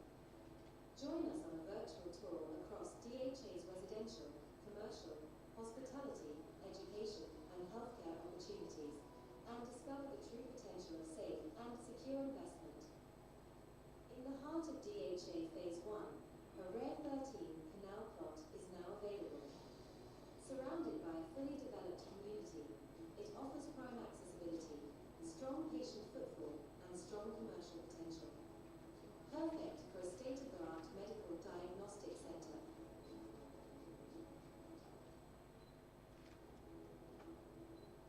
At the prime entry and exit point of DHA Phase 3 on Walton Road, adjacent to Packages Mall, lies a rare 113 canal site, a landmark location with unmatched accessibility and visibility, perfectly suited for a grand, world-class hotel destination.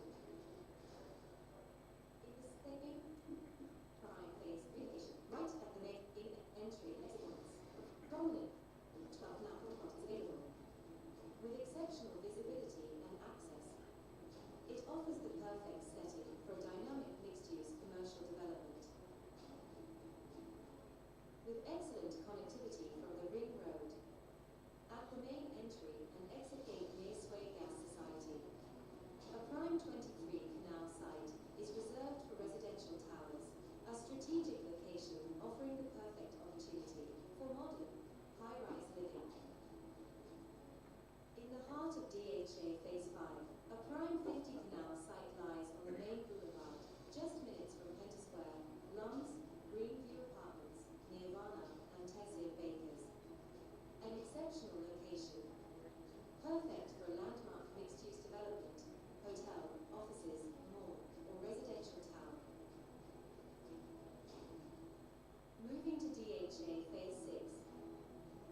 exceptional 9-canal corner plot is available.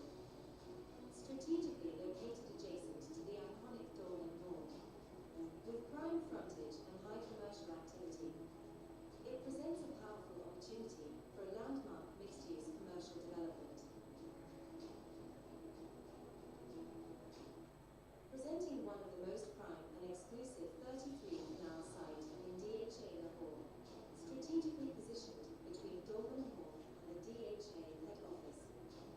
Facing Shobhi Sharif Road with direct access to the Ring Road entry and exit, this high-visibility location offers unmatched commercial value, ideal for a landmark mixed-use development.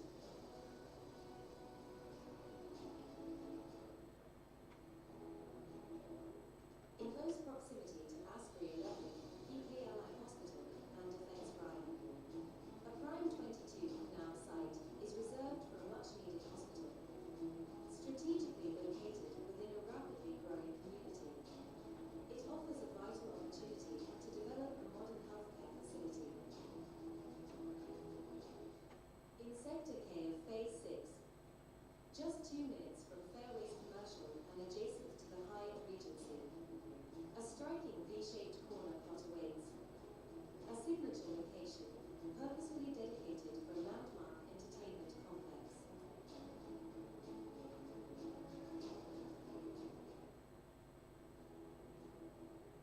As DHA Phase 7 rapidly grows, quality education becomes essential.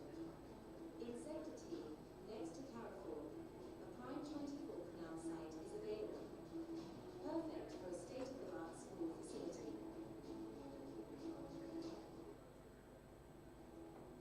Also in Phase 7, a prime site in Sector U is designated for mixed-use commercial development, an ideal opportunity for a vibrant business and retail destination.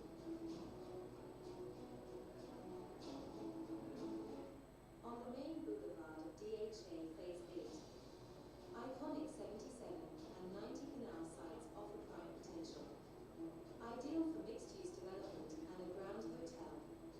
Just 5 minutes from the international airport.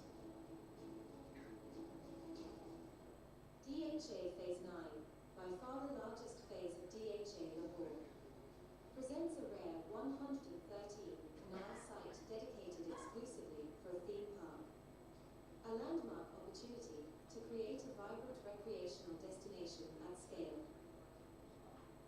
Directly opposite the future theme park, a prime 118-canal site is planned for residential towers, a landmark setting for modern vertical living, with panoramic views toward the upcoming DHA Phase 10.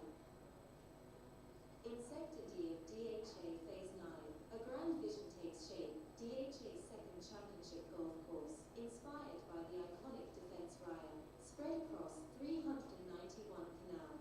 This exclusive development will feature a premium clubhouse and luxurious golf course villas.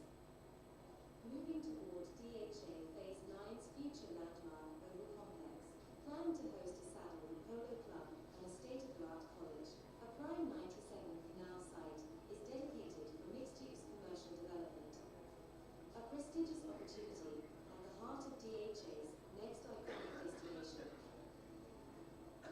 In Sector G of DHA Phase 9, a prime 41-canal site is designated for a state-of-the-art hospital, with direct access to the main ring road, strategically placed to serve the rapidly growing communities of the future. On the main ring road in Sector J of DHA Phase 9 prison, a prime 28-canal is available, with unmatched frontage and connectivity. It is perfectly suited for a landmark mixed-use development. Offices, hotel, retail, and more. In DHA Phase 11 Bravo, on the bustling Main Pine Avenue, a prime 10-canal site is available, a high-visibility location, perfect for a signature restaurant, or a vibrant mixed-use commercial development. Another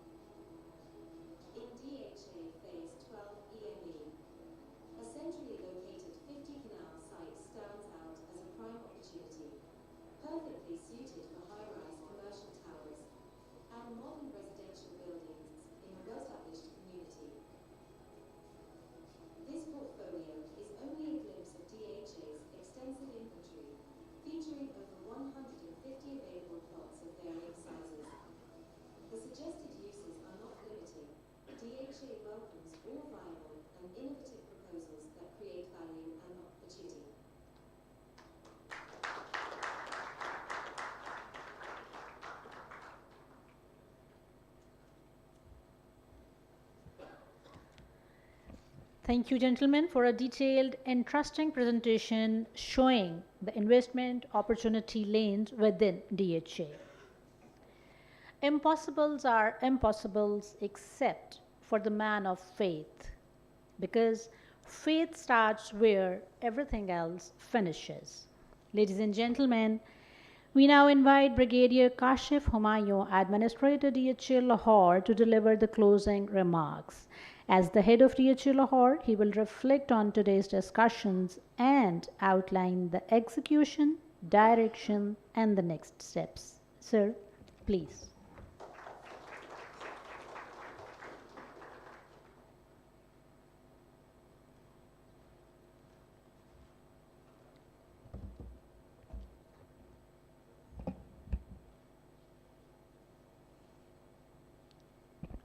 Bismillahirrahmanirrahim.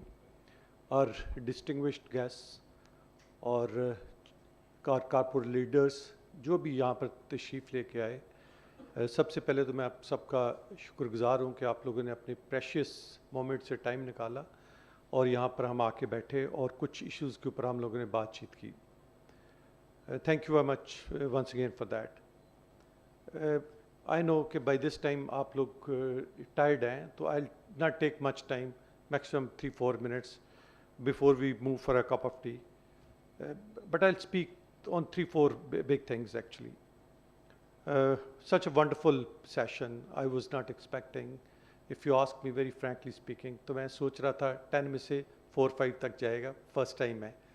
But it beyond much my expectations, and that made so much of sense to me. That was super impressive. And honestly speaking, once the banking leaders were speaking, I was thinking कि ये सबसे क्या कहते हैं boring होने वाला है. But that was not true. Absolutely, that was making so much of sense to me. और that was opening the avenues for all of us कि कैसे इकट्ठा किया जा सकता सारी चीज़ों को.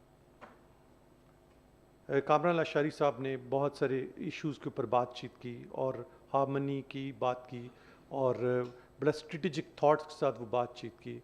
And we are in touch with him और इंशाल्लाह ताला वी आर वेरी होपफुल. जो फेज़ 10 के अंदर हम जा रहे हैं और फेज़ 9 को हम ट्यून अप कर रहे हैं, उसके अंदर हम इन इश्यूज़ को एड्रेस करेंगे. पीडी फेज़ 10 के साथ बैठे हुए हमारी कॉन्टीन्यूस ये डिस्कशन हो रही थी. For the last more than 3 months we are in the pursuit of selecting the best of the best town planner which should look after the future of the Lahore and Punjab both and the Pakistan. We are looking forward for everything actually.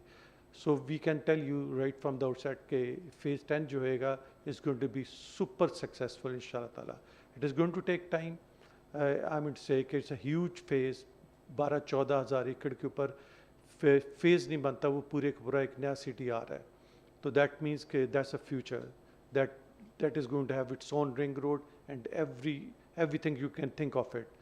कि Egypt से लेके Japan तक लोग आ रहे हैं, bid कर रहे हैं कि we would like to do the town planning, but no one is coming up to the mark actually. And we are passing through a very structured system to select best of the best guys. I just wanted to give you a thumbs up for that. Might be जब तक ये सारी चीज़ें populate होएंगी in another 10 years time में, तो might be we will be growing old, but someday we can say it together कि हम लोग इकट्ठे बैठे थे and we did talk about this issue and look, the thing is coming up now. We are absolutely concerned about the community living, integrated places, and we will take care of those issues.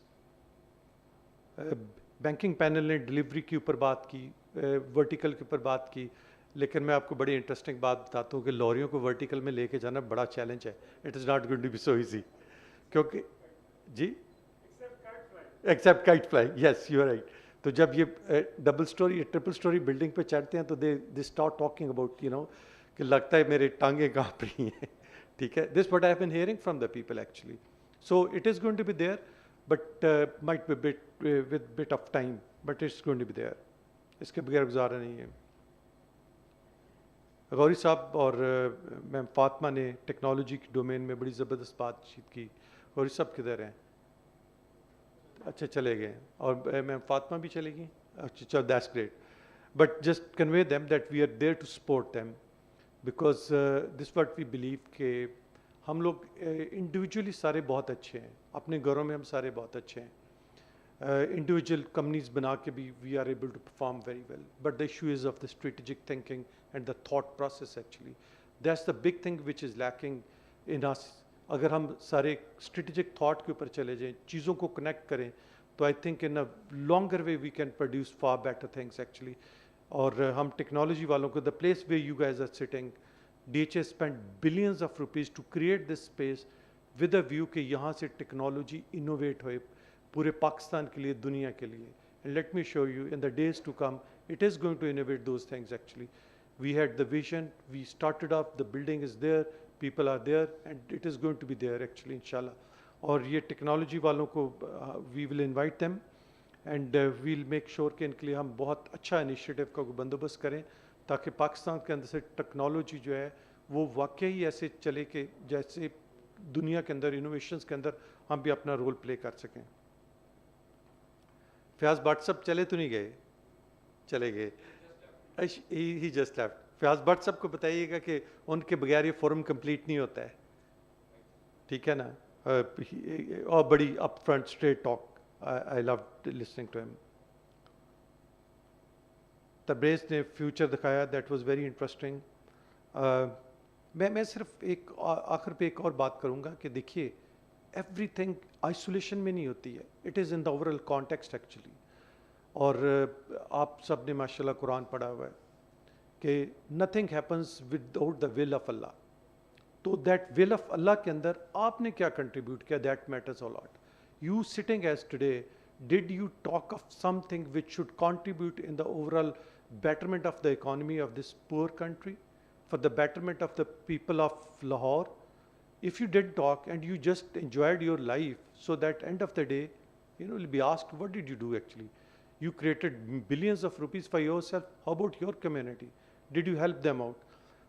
ये आज की जो effort थी, इसी direction में एक बहुत बड़ा step था जो which we took, and we wanted कि हम सारे इकट्ठे मिलके अपनी कम्युनिटी के लोगों को इकट्ठा लेके चलें और इसके अंदर इकॉनमी को बेहतर करें, लाहौर की इकॉनमी को, पंजाब की इकॉनमी को और पाकिस्तान की इकॉनमी को. You guys needs to believe on this thing कि जो लाहौर है, it drives the economy of Pakistan now. And if you will keep sitting idle, if you keep looking inward, तो आप वहाँ पर नहीं जा सकेंगे जहाँ पर इस मुल्क को जाना है. You need to step out and you really need to think on a bigger way. You need to think about the community. You need to think about the Pakistan actually. And if you're thinking that way, let me tell you कि shared spaces के अंदर automatically आपको अल्लाह ताला बहुत दे देगा. उसकी simple example ये है कि आपकी जो stock market है, उसके अंदर there are number of people who are the shareholders actually. And once they start putting in their pies into it, that creates a huge volume of everything. और उसके अंदर market space चलनी शुरू हो जाती है. लेकिन इस साइड पे क्या है कि we are not able to share those things. So whatever the expertise you guys और girls have, please share with your neighbours. वो चीज़ एक्सपैंड होएगी, वो चीज़ आपकी कम नहीं होएगी. तो think on a bigger way, this what I would suggest. And that's why DHA is absolutely opening up on multiple issues. Our procedures are transparent. अगर आपके जहन में कोई चीज़ आती है कि उसको उसके मिलाप से मिल गया, बिल्कुल ऐसी बातचीत नहीं है. और आप समझते हैं कि उसका उसके साथ लेजान था, उसने ये कर दिया, please come back to us, we will tell you all the story. We believe in the transparency. और DHA एक ऐसा इंस्टीट्यूशन है which is always concerned about the public interest. जब भी JV पार्टनर बनता है, जब भी ज़मीन कोई भी इशू आ रहा होता है, we are always concerned about the public interest. We can not think of a single step which does not look after the interest of the public. Third party interest create ही नहीं होने देते हम लोग जब तक कि हम उसको सेफ गार्ड नहीं लगा लेते हैं. So that assures the credibility of the DHA. At the end, I will say that we are looking forward for such more interactions where we are able to sit together, we are able to talk about all these things. And this is not the first. There are going to be multiple meetings which we are going to be inviting you all with a view that we should share our ideas and we should start moving forward actually as a community, as Lahoris, as Pakistanis. We have to really progress in the right direction. Stop taking the negative sides, think positively so that we move forward. I'm once again extremely grateful to each one out of you कि आप लोगों ने अपना time निकाला है और let's have a cup of tea now for which we are waiting for a very long time. Thank you very much.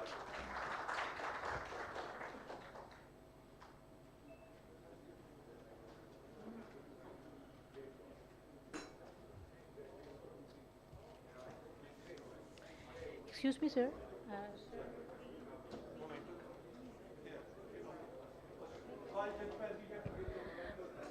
Please, gentlemen, have their seats.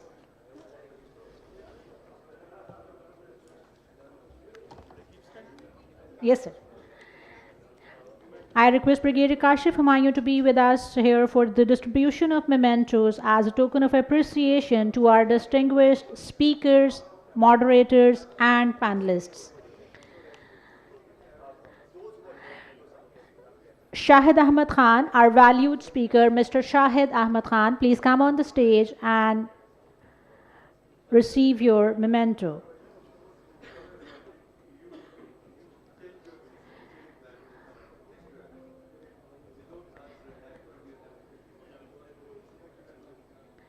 Next is Mr. Sarfaraz Chatta, Regional Head, Askari Bank.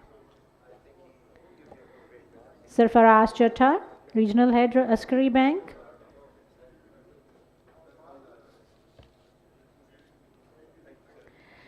Hasnain Raza Mirza, Group Head, Commercial and Retail Banking, North, Allied Bank. Mr. Hasnain Raza.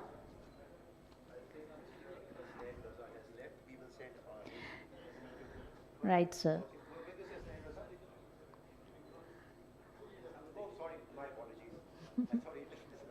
It's okay. Next is Mr. Suhaib Chaudhary.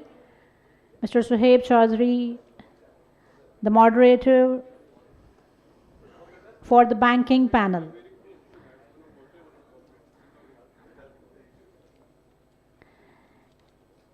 And finally, Mr. Tabriz Bukhari, Chief Executive Officer, Stealth Labs. Mr. Tabriz Bukhari.